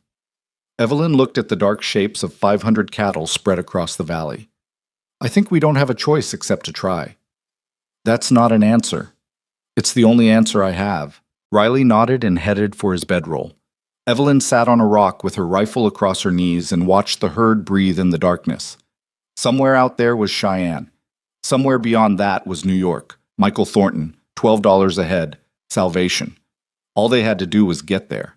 The second day was harder. 2 steers broke away and it took an hour to round them up. One of Sarah's horses came up lame and they had to redistribute the work. The temperature climbed into the 80s and the cattle got sluggish, wanting to stop and graze every 100 yards. By noon, they were behind schedule. By evening, they were exhausted. Wade called a meeting after they made camp. Everyone gathered around the fire, 7 riders and 1 boss who looked like he hadn't slept in a week. We're not moving fast enough, he said bluntly. At this rate, we'll be lucky to make Cheyenne in 20 days. We need to push harder tomorrow, longer hours, fewer breaks. The cattle can't take much more pushing, Coleman said. They're already worn down. Then we rotate positions more, keep fresh riders on point, drive them harder in the cool morning, ease up during the heat. Boss, some of these animals are going to drop if we push too hard, and all of them are going to be worthless if we miss the deadline. Thornton's not going to wait. If we're not there May 1st, the contract's void, and we're back to selling to local buyers for half the price. Silence around the fire. Everyone knew he was right. Everyone also knew that pushing 500 head 80 miles in 2 weeks was barely possible, even under perfect conditions. And conditions were never perfect. We'll manage, Sarah said finally. My boys can handle longer hours, so can I. The others nodded agreement. What choice did they have? That night lying next to Wade, Evelyn could feel the tension radiating off him like heat. Talk to me, she said. Nothing to talk about. Wade? He was quiet for a long time. What if Coleman's right? What if I'm pushing too hard and we lose animals? What if we get there and half the herd is dead or dying and Thornton refuses the contract because the cattle aren't quality? What if we get there exactly on time with healthy animals, and Thornton pays us exactly what he promised? That's a lot of what ifs going our way. So? The other version is a lot of what ifs going wrong. Neither one is more real until it happens. So why torture yourself with the bad version? He turned to face her. Because I've got people counting on me. Sarah, the other ranchers, the hands, you. If we fail, we fail together. And then we figure out what comes next. But Wade, we haven't failed yet. We're 3 days into a 16-day drive and everyone's still alive and the cattle are moving. That's not failure, that's progress. You always this optimistic? No, most of the time I'm terrified, but someone has to balance out your catastrophic thinking, and apparently that's my job now. He almost smiled. Lucky me. Very lucky. Now go to sleep. You've got another impossible day tomorrow. The third day they made 15 miles. The fourth, 17. By the end of the first week, they'd fallen into a rhythm that was brutal but functional. Up before dawn, moving by first light, pushing through the heat, camping when the sun went down. Evelyn's hands blistered, then calloused. Her back ached from hours in the saddle. She learned to sleep anywhere, anytime, in any position. She also learned that she was stronger than she'd thought. On the 8th day, they hit the first real crisis. They were crossing a wide creek when one of the lead steers spooked and panicked. Within seconds, half the herd was trying to turn back, pushing against the riders, threatening to scatter in every direction. "Hold them!" Wade shouted, but his voice was lost in the chaos of lowing cattle and splashing water. Coleman's horse went down in the current. Evelyn saw him go under, come up sputtering, grab for his saddle as the horse struggled to find footing. Without thinking, she spurred her own horse into the creek, grabbed Coleman's reins, and pulled the horse steady while Coleman got his seat back. "Thanks," he gasped. She didn't answer, just turned her horse and helped push the panicking cattle back into line. It took 20 minutes to get them settled, another hour to get them all across. By the time they made it to the far bank, everyone was soaked and furious and the sun was already past noon. "We lost the whole morning," Riley said. Wade was checking the count, making sure they hadn't lost any in the chaos. "Could have been worse. Everyone's still here? All the animals accounted for?" "Yeah, but boss." "Then we keep moving." They pushed hard the rest of the day to make up time. By evening, they were all so exhausted they could barely dismount. Evelyn slid off her horse and her legs nearly buckled. Wade caught her. "You all right?" "Fine, just tired." "That was a brave thing you did. With Coleman. It was stupid. I could have gotten us both killed." "But you didn't. You saved him." Wade's expression was serious. "Thank you." "He's one of ours. That's what you do." That night, Coleman pulled her aside while the others were eating. "I know I gave you hell when you first showed up," he said. "Thought you'd be useless. Thought the boss was crazy for bringing you. I was wrong. You've earned your place here." Evelyn felt something tight in her chest loosen. "That might be the nicest thing anyone's said to me in years." "Don't let it go to your head. You're still terrible at roping." She laughed and he grinned and something shifted between them. Acceptance, maybe. Or respect. Day 10. They were halfway to Cheyenne, ahead of schedule by half a day. The weather held. The cattle were tired but healthy. Everything was going as well as they could hope. That's when Chapman showed up. He rode in at sunset with a dozen men, all armed, all looking ready for trouble. Wade met him at the edge of camp, and Evelyn positioned herself where she could hear while staying out of direct sight. "Hell of a drive you've got here," Chapman said, looking at the herd. 500 head, give or take. Must be worth a fortune." "It's worth what the buyer pays. What do you want, Chapman?" "Just checking on my neighbors, making sure everything's above board." He smiled, and it looked like something carved from stone. "Funny thing, though, I've been hearing rumors about cattle that might not belong to everyone driving them, about herds that got mixed up in ways that are hard to untangle." Wade's jaw tightened. "All these cattle are accounted for. Every head has an owner." "Is that right? Because I heard you rounded up some animals from the old Garrett place. That land's in probate, Mercer. Those cattle belong to the territory until the courts say otherwise. Taking them is theft." "Those cattle would have died without care. We're not stealing, we're preventing waste."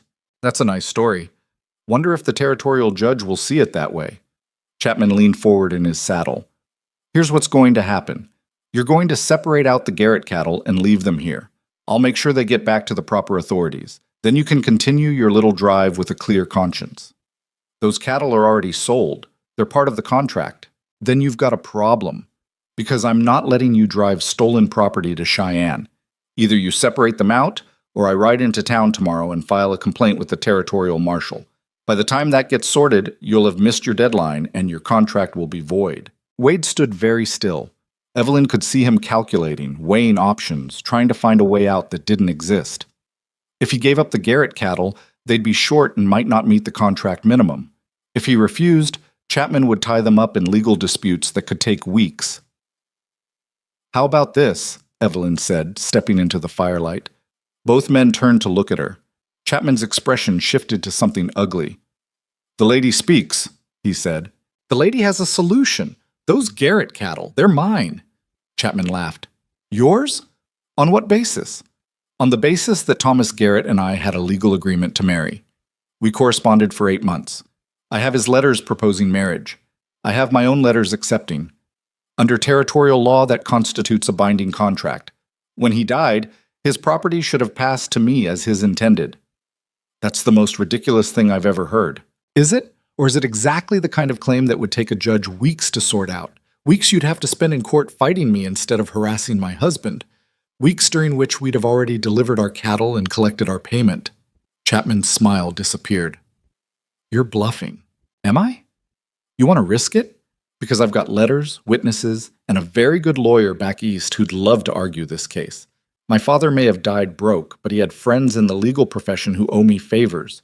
You really want to start a legal battle you might not win." The silence stretched. Chapman looked at Evelyn, then at Wade, then back at Evelyn. She could see him recalculating, trying to figure out if she was serious. "This isn't over," he said finally. "It never is with you, but tonight it is.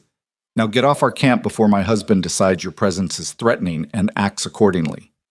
Wade's hand had moved to the gun on his hip without Evelyn noticing. Chapman noticed, though. He wheeled his horse and rode off with his men following, disappearing into the darkness. When they were gone, Wade turned to Evelyn. "That was either brilliant or insane. Probably both. Was I right? About the legal claim?" "I have no idea. But it sounded convincing." Coleman walked over. "You just backed down Chapman with nothing but words and attitude. That's the most impressive thing I've seen all year." "He'll be back," Evelyn said. "He's not going to let this go."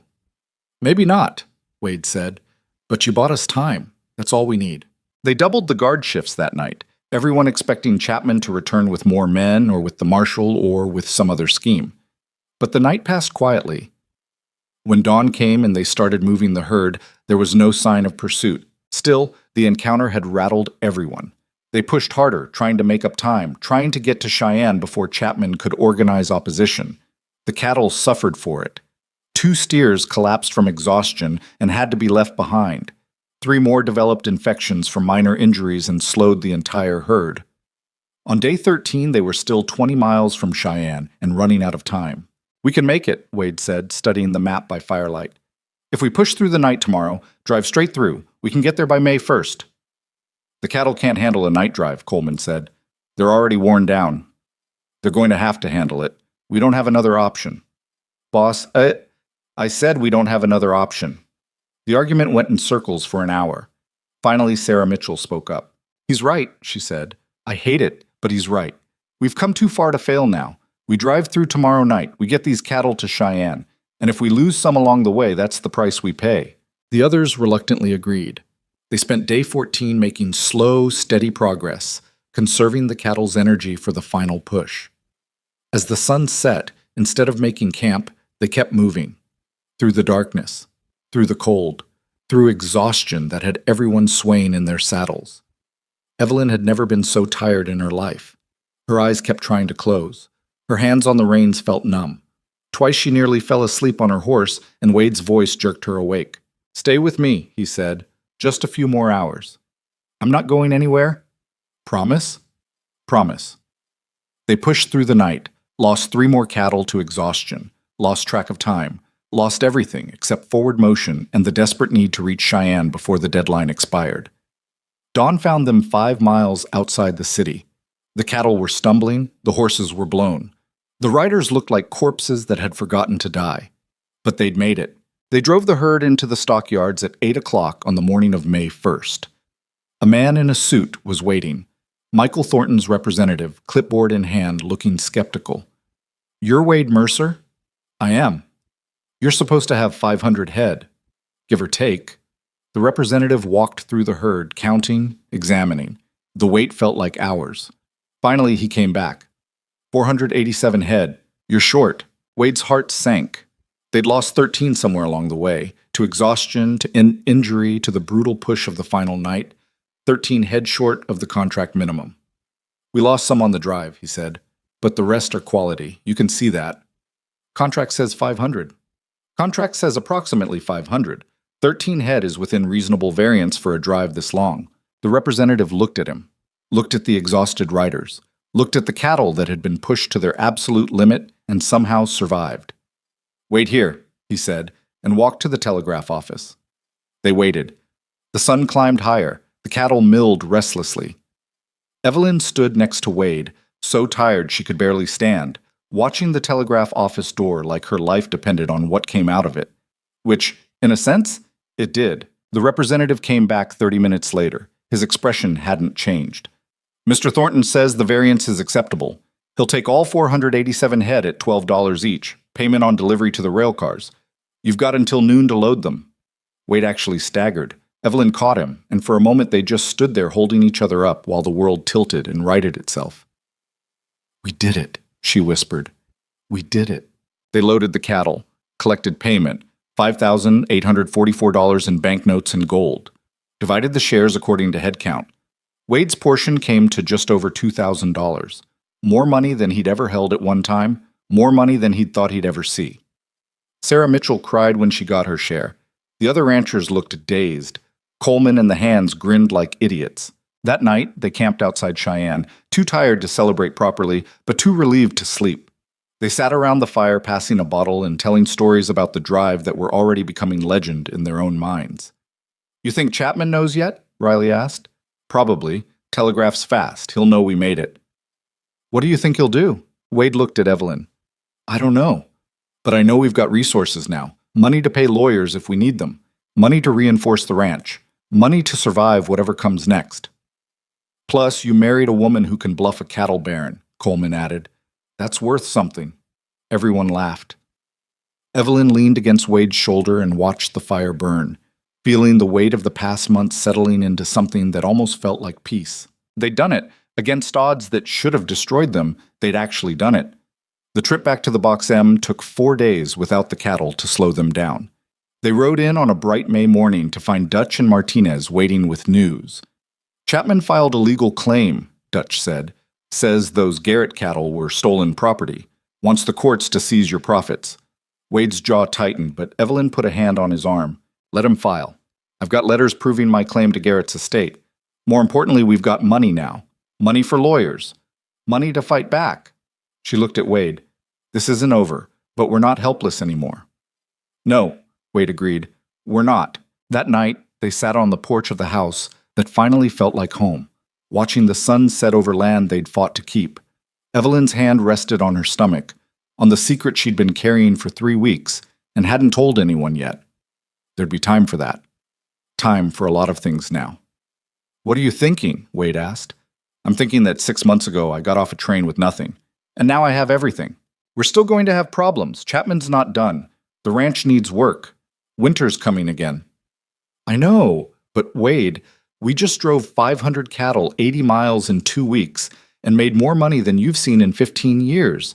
If we can do that, we can handle whatever comes next. He pulled her close. When did you get so confident? When I married a stubborn rancher who taught me that impossible just means difficult. She paused. Also, we're going to need to expand the house. Why? Because 3 people need more space than 2. It took him a moment. When understanding hit, his eyes went wide. Yes. He picked her up and spun her around, laughing, and she held on tight to this man who'd offered her shelter when she had nothing and ended up giving her everything. Behind them, the Box M spread out in the fading light. Not perfect, not easy, but theirs. Built with work and hope, and the kind of stubborn determination that refused to accept failure as inevitable.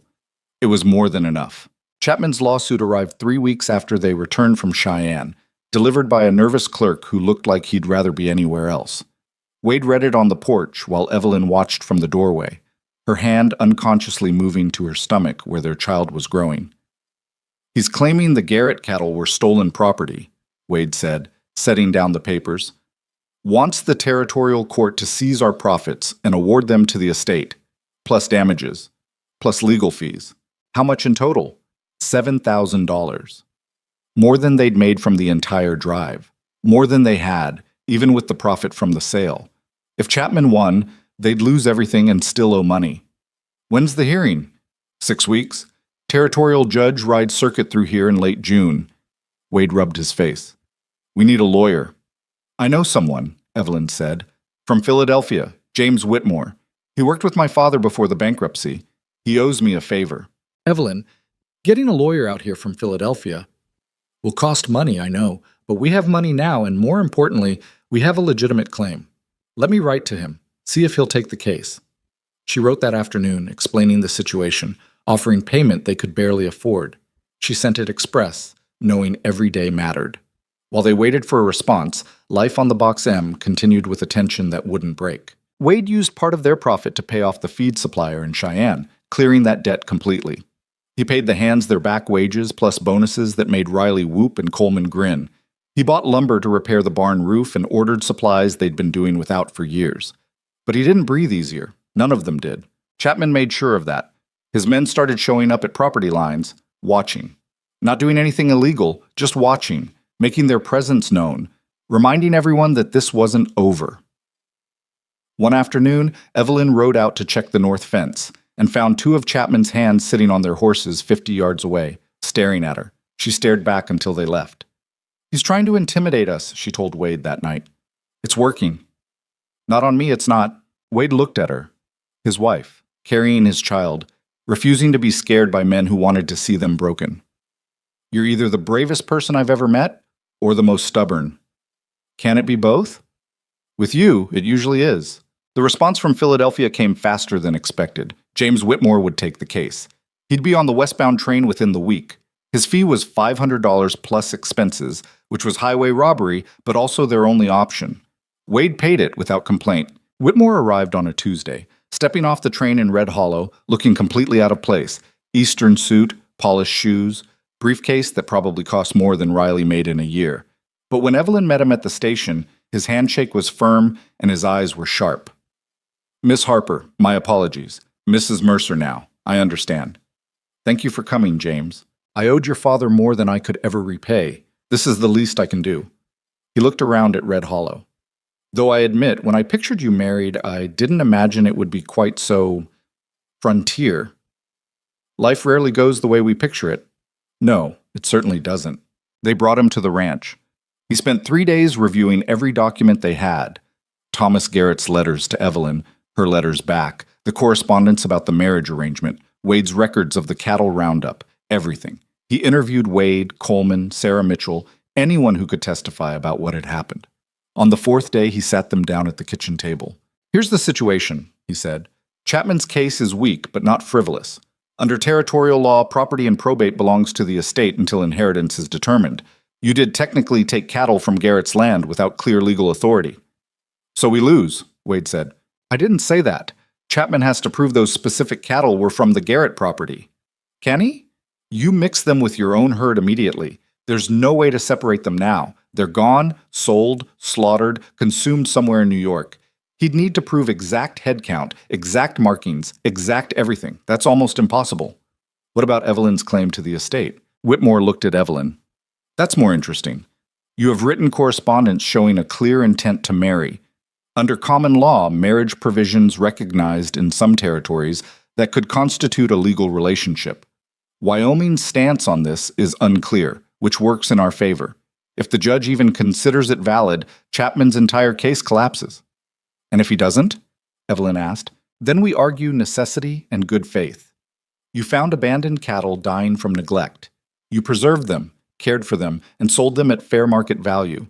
Any proceeds beyond your costs could be held in escrow for whoever eventually inherits the Garrett estate. You weren't stealing, you were preventing waste." Wade leaned back. "You think that'll work?" "I think we have a fighting chance, which is more than you had before I got here. The 6 weeks until the hearing crawled by like months. Evelyn's pregnancy became more obvious. She was showing now, couldn't hide it anymore. The ranch hands had figured it out and were treating her like she was made of glass, which annoyed her to no end. "I'm pregnant, not dying," she snapped at Riley when he tried to take a bucket of feed from her hands. "Yes, ma'am. Sorry, ma'am. Stop mamming me and let me work." But privately, she was scared. Not of the pregnancy, though that terrified her too, but of what would happen if they lost the lawsuit, if Chapman took everything, if their child was born into poverty and failure because of decisions they'd made trying to survive. She was thinking about this one evening when Sarah Mitchell rode up, alone, looking grim. "We need to talk," Sarah said. They sat on the porch. Sarah looked out at the mountains for a long time before speaking. "Chapman came to see me yesterday, made me an offer." Evelyn's stomach tightened. What kind of offer? "He'll drop the lawsuit against Wade if I testify that the cattle pool was Wade's idea, that he pressured us smaller ranchers into it, that we were coerced. He'll pay me $1,000 and guarantee to leave my ranch alone." "What did you tell him?" "I told him to leave my property before I shot him." Sarah looked at Evelyn. "But he's going to others, the ranchers who were part of the pool. He's trying to buy testimony, turn us against Wade. Some of them might take it." "Will they?" "I don't know. $1,000 is a lot of money to people who are struggling, and Chapman's promising security, protection. That's tempting when you're afraid." Evelyn thought about the ranchers who'd joined them. People who'd bet everything on Wade's plan. People who'd made good money from it, but who were still vulnerable, still scared, still just one bad season away from losing everything.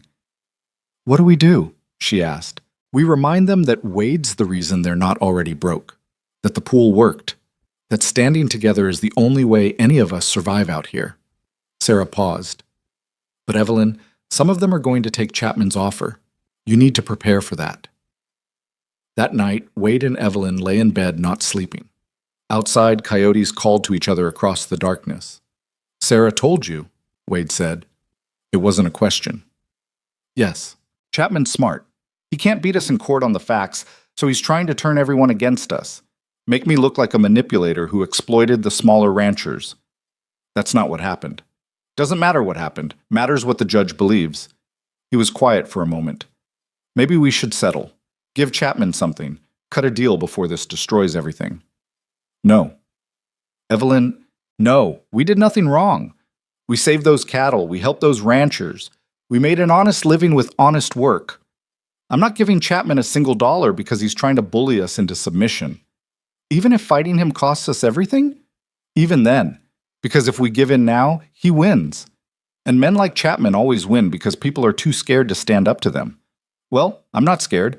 Or I am, but I'm more angry than scared, and I'm done letting fear make our decisions." Wade pulled her close. "You're going to be a terrible influence on our child." "Good. Someone needs to teach them how to fight." The hearing was held in Red Hollow's town hall, which was barely large enough for the crowd that showed up. Seemed like half the territory wanted to watch. Wade and Evelyn sat at a table with James Whitmore. Chapman sat across from them with his own lawyer, a slick man from Cheyenne named Prescott, who looked at them like they were dirt on his boots. Judge Morrison was older, weathered, with the kind of face that had seen everything twice and wasn't impressed by any of it. He listened to both opening statements without expression. Prescott went first, painting Wade as an opportunistic schemer who'd stolen cattle and manipulated struggling ranchers into a conspiracy. He made it sound almost believable. When he finished, half the room was looking at Wade like maybe he was exactly what Prescott said. Then Whitmore stood up. "Your Honor, my client stands accused of theft, but theft requires intent to permanently deprive the rightful owner of property. Mr. Mercer had no such intent. He found cattle that had been abandoned for months, dying from neglect. He gathered them, cared for them, and sold them at fair market value. He kept meticulous records." Whitmore held up Wade's reorganized books, showing exactly what he did and why. "This isn't theft. This is preservation of assets that would otherwise have been lost. The cattle belonged to the Garrett estate," Prescott interrupted. "Which estate?" "Thomas Garrett died intestate. No will, no clear heirs. The territory hasn't even appointed an executor yet. Those cattle would have died before the probate process concluded. My client saved them." Judge Morrison looked interested. "What about the marriage claim?" Whitmore gestured to Evelyn. "Mrs. Mercer has letters proving she had a binding agreement to marry Thomas Garrett." Under common law provisions, that creates a legal relationship. She has as much claim to the estate as anyone. She never married him, Prescott said, because he died before she could, through no fault of her own. Should she be punished for his untimely death? Should his wishes, clearly expressed in writing, be ignored just because he was murdered before she arrived? This is absurd, Prescott said. You can't claim to be someone's widow when you never married them. I'm not claiming to be his widow, Evelyn said, standing up. Everyone turned to look at her. I'm claiming that we had an agreement, that he invited me to Wyoming specifically to marry him, that I gave up everything, my home, my job, my entire life, based on his promise, and that when he died, I was left with nothing except some justifiable claim to what he'd promised me. Judge Morrison studied her. You're the bride who arrived too late. Yes, Your Honor. And you married Wade Mercer instead. Yes. Why? The question hung in the air. Evelyn could feel everyone watching her, waiting to see what she'd say.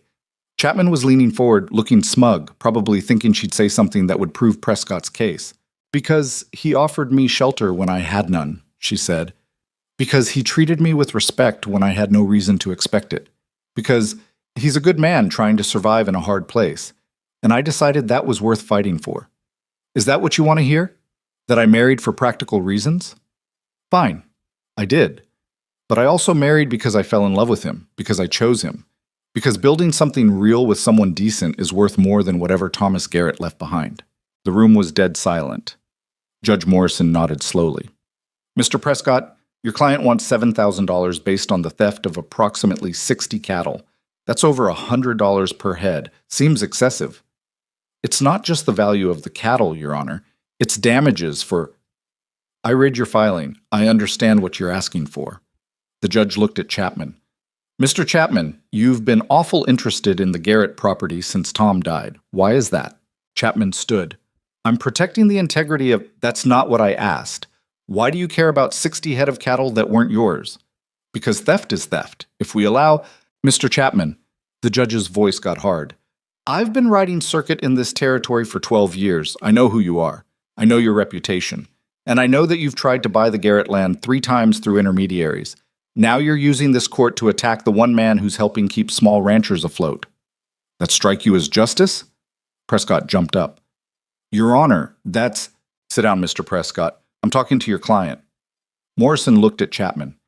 You want me to punish Wade Mercer for saving cattle that would have died anyway? For organizing ranchers so they could get fair prices? For the crime of being better at business than you expected? That what you want? Chapman's jaw worked. I want what's legal. What's legal and what's right aren't always the same thing. Out here, we have to balance both. The judge looked at Whitmore. Your client kept records of the cattle he gathered? Yes, Your Honor. Complete records. And the proceeds from selling them? $2,047, which were prepared to place in escrow pending determination of the Garrett estate. Do that. Put the money in escrow. When and if the probate court determines an heir, they can claim it. Until then, it sits in a bank account doing nothing. Morrison looked at Chapman. That satisfy you? No, Your Honor. It's going to have to, because I'm not awarding you damages for cattle that my gut tells me you wanted to steal yourself once Mercer's ranch failed. The judge banged his gavel. Escrowed funds, no damages, case dismissed. We're done here. The room erupted. Chapman was on his feet shouting. Prescott was arguing. But Morrison just gathered his papers and walked out, leaving everyone else to sort through what had just happened. Wade sat frozen. Evelyn grabbed his hand. We won, she whispered. We didn't win. We just didn't lose everything. Out here, that's the same thing. Whitmore was grinning. That went better than expected. Judge Morrison has a reputation for frontier justice. He doesn't care much for land grabbers and bullies. Chapman stormed past their table, his face twisted with rage. This isn't over, Mercer. Yeah, it is, Wade said, standing up. You tried to break us legally, and it didn't work. You tried to turn the ranchers against us, and that didn't work. You're out of moves, Chapman. Time to accept it and move on. You think you've won? You haven't won anything. You're still a broke rancher barely holding on. One bad season, and you're finished. Maybe, but I'll face it standing up with my wife beside me and friends I didn't have to buy. That's more than you've got. Chapman looked like he wanted to swing. Prescott grabbed his arm and pulled him away. They left, and the crowd slowly dispersed, and finally it was just Wade and Evelyn and Whitmore standing in the empty hall. "You should celebrate," Whitmore said. "We should pay you," Wade replied. 500 plus expenses, like we agreed. "Keep it. Consider it my final debt to Evelyn's father." Whitmore smiled. "Besides, I needed the reminder that law isn't just about money. Sometimes it's about doing what's right. This was right." He left to catch the eastbound train. Wade and Evelyn walked out into the afternoon sun, and for the first time in months, Evelyn felt like she could actually breathe. "We need to put that money in escrow like the judge said," Wade told her. "I know. That's $2,000 we could have used. It's also $2,000 that wasn't ours. It was Thomas Garrett's, or it should have been." She paused. "Wade, I need to do something." "What?" "I need to go to his grave. I never did. Never thanked him for the letters, for the hope, for accidentally bringing me to you. I need to pay my respects." They rode out to the Garrett property the next day. The house was still abandoned, slowly being reclaimed by wind and weather. But up on the rise where Wade and the others had buried Thomas, there was a simple marker. Evelyn stood there for a long time, looking at the name carved in wood. Thomas Garrett, born 1848, died 1875, a man she'd never met who'd changed her life completely. "Thank you," she said quietly, "for the letters, for the invitation, for dying at exactly the right time in exactly the right way to bring me here. I'm sorry I never knew you. I think we might have been happy together, but I'm also grateful things worked out the way they did. I hope wherever you are, you understand that." Wade stood beside her, silent. When she was ready, they walked back to the horses. As they rode away, Evelyn looked back once at the lonely grave on the hill. "What happens to this land?" she asked. "Probably sits empty until someone buys it at auction. Could be years." "We should buy it." Wade looked at her. "What?" "When it goes to auction, we should buy it. It borders our property. It's got good grazing, good water, and it's where this all started. Where I was supposed to go before everything changed. It feels right to own it. Evelyn, we just got out of a lawsuit. We don't have money for... We will. The pool worked once. It can work again. We'll organize another drive next spring. Make more connections in the East. Build something sustainable." She looked at him. "This isn't just about one good season, Wade. This is about building a real future. For us. For our child. For everyone who believed in us." He smiled. "When did you become such an optimist?" "When I married a man who taught me that giving up isn't an option." They rode home to the Box M, where Coleman and the Hands were waiting to hear what happened. When Wade told them they'd won, or at least hadn't lost, Riley actually cheered. Martinez grinned so wide his face probably hurt. Even Coleman's usual gruffness cracked into something that looked almost like pride. That night they had an impromptu celebration. Sarah Mitchell rode over with her boys. A few other ranchers from the pool showed up. Someone produced a fiddle. Someone else produced whiskey that was probably illegal but definitely effective. They ate, drank, told stories, and for one night forgot about all the struggles that were still waiting. Evelyn watched from the porch, one hand on her growing belly, watching Wade laugh with men who'd become friends, watching the community they'd built take shape. She thought about the girl who'd stepped off the train 7 months ago, terrified, alone, with nothing but a suitcase and broken dreams. That girl was gone.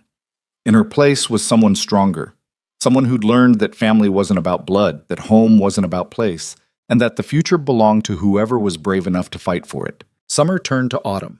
Evelyn's pregnancy progressed. Wade expanded the house, adding 2 rooms, one for the baby, one for all the paperwork that came with running an increasingly successful operation.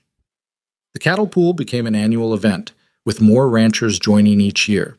They established contracts with 3 eastern distributors, cutting out the middlemen completely. Chapman made a few more attempts to cause trouble, legal challenges, property disputes, spreading rumors. But each time, the community that Wade and Evelyn had built stood firm. The judge's ruling had given them legitimacy, their success had given them credibility, and their willingness to fight had given them respect. On a freezing January morning in 1877, Evelyn went into labor.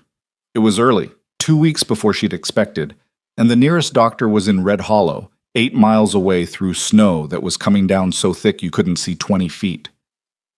"Get Sarah Mitchell," Wade said to Riley. "Ride fast."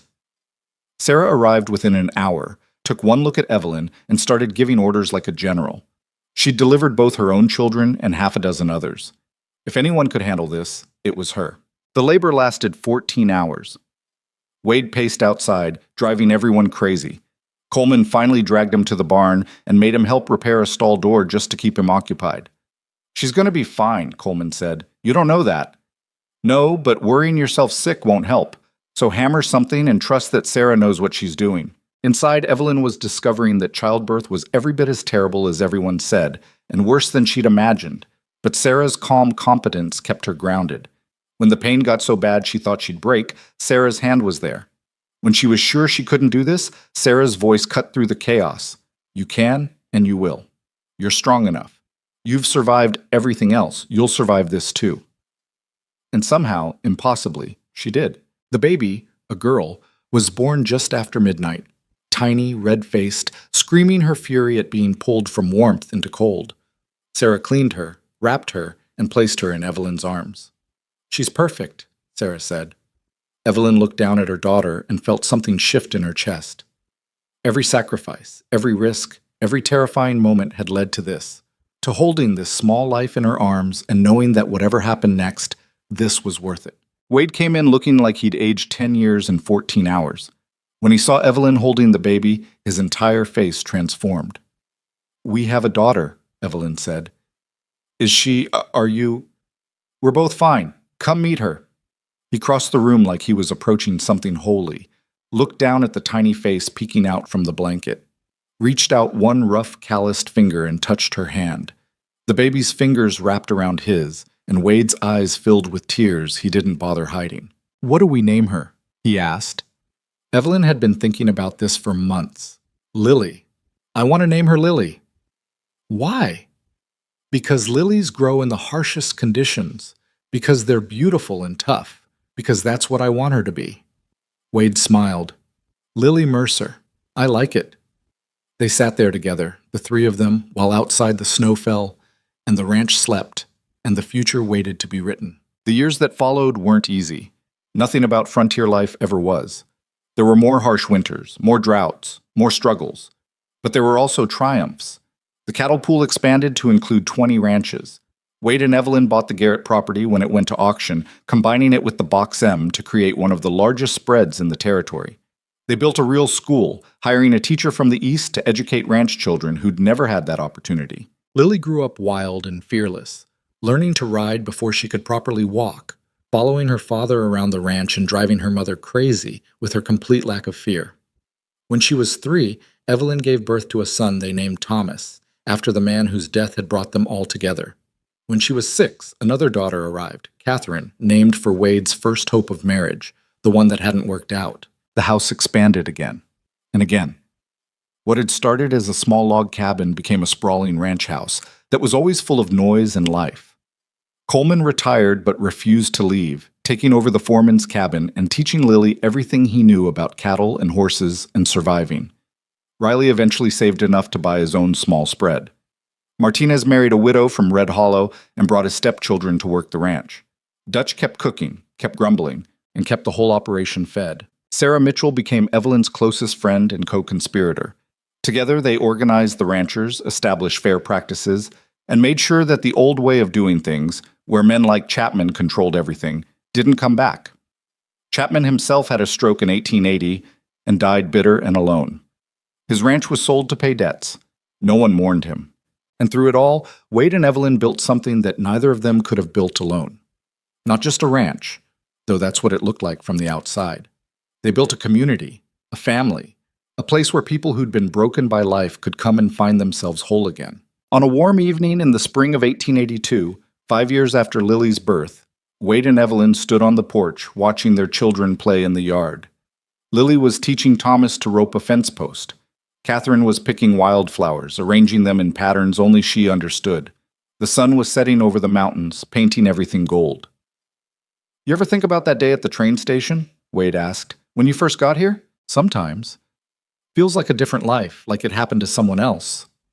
"You were so scared." "I was terrified, but I was also desperate, and desperation makes you brave." She leaned against him. "You know what I think about most?" "What?" how close I came to leaving, to getting back on that eastbound train and giving up. If I'd done that, none of this would exist. The children, the ranch, us, all of it hinged on me being just brave enough to stay one more day. Wade pulled her close. I'm glad you stayed. So am I. They stood there as the light faded and the stars emerged, watching their children play on land they'd fought to keep, surrounded by a life they'd built from nothing but determination and hope and the willingness to believe that tomorrow might be better than today. It wasn't perfect. Nothing ever was. There were still struggles ahead, economic downturns, political fights, personal losses, but they'd faced them together, the way they'd faced everything else. Because that's what you did when you found someone worth building a life with. You built, you fought, you survived. And sometimes if you were very lucky and very stubborn, you did more than survive. You thrived. Evelyn had arrived in Red Hollow 7 years ago believing she was too late for the life she'd wanted. But standing here now, she understood the truth. She hadn't been late. She'd been exactly on time. The life she'd wanted, the one she'd imagined with Thomas Garrett, would have been fine, safe, predictable. The life she'd found instead was dangerous, difficult, and completely unpredictable. It had demanded everything she had and then asked for more. It had broken her down and built her back up stronger. It had given her a partner who saw her as an equal, children who would grow up fierce and free, and a place in the world that she'd earned with blood and sweat and refusal to quit when quitting was the easier choice. That was worth more than safety, more than comfort, more than the careful, planned future she'd once dreamed of. What are you thinking? Wade asked. Evelyn looked at him. This man who'd offered shelter to a stranger and ended up giving her everything. I'm thinking that I'm exactly where I'm supposed to be. Even with all the struggles, all the hardship, especially with them, because they made me who I am. They made us who we are. She paused. You know what the real lesson is? The one I want to make sure our children learn. What's that? That sometimes the worst thing that happens to you is the best thing in disguise. Thomas dying seemed like a catastrophe. It felt like my life was over before it started. But if he'd lived, I would have married him, and I would have been fine. Just fine. I wouldn't have you. I wouldn't have built this place. I wouldn't have discovered how strong I actually am when I have to be. Wade smiled. So you're saying tragedy is good? No. I'm saying that how you respond to tragedy matters more than the tragedy itself. I could have given up, gone back east, found some other man to marry, some other life to live. Instead, I stayed. I fought. I chose to see opportunity instead of just loss, and that made all the difference. You make it sound easy. It wasn't easy. It was the hardest thing I've ever done. But easy isn't the point. Worthwhile is the point. And this, she gestured at the ranch, the children, the life they'd built. This is worthwhile. As full darkness fell, they called the children inside. Lily complained about stopping her roping practice. Thomas wanted 5 more minutes. Catherine had fallen asleep in the flowers and had to be carried. It was chaos and noise and perfect. After the children were in bed, Wade and Evelyn sat by the fire in the main room. The same room where she'd first cleaned 7 years ago. The same table where she'd organized his impossible records. But everything else had changed. The room was bigger now, filled with furniture they'd built or bought, books they'd collected, evidence of a life fully lived. Do you have any regrets? Evelyn asked. Wade thought about it. A few. I regret the years I spent alone before you got here. Regret I didn't organize the ranchers sooner. Regret every cow I've lost to weather or stupidity. He paused. But the big things? The important choices? No regrets there. Not even marrying a woman you barely knew? Especially not that. Best decision I ever made. He looked at her. What about you? Any regrets? Just one. What's that? I regret that I worried so much. About failing, about not being good enough, about what people thought. All that energy wasted on fear when I could have just trusted that things would work out. Would have saved you some stress. Would have saved me a lot of stress. But I suppose that's part of the lesson too. You can't learn to be brave until you've been terrified. Can't learn to be strong until you've been broken. Can't appreciate home until you've been lost. Wade stood and pulled her to her feet. Dance with me. There's no music. Don't need music. They swayed together in the firelight, moving to a rhythm only they could hear.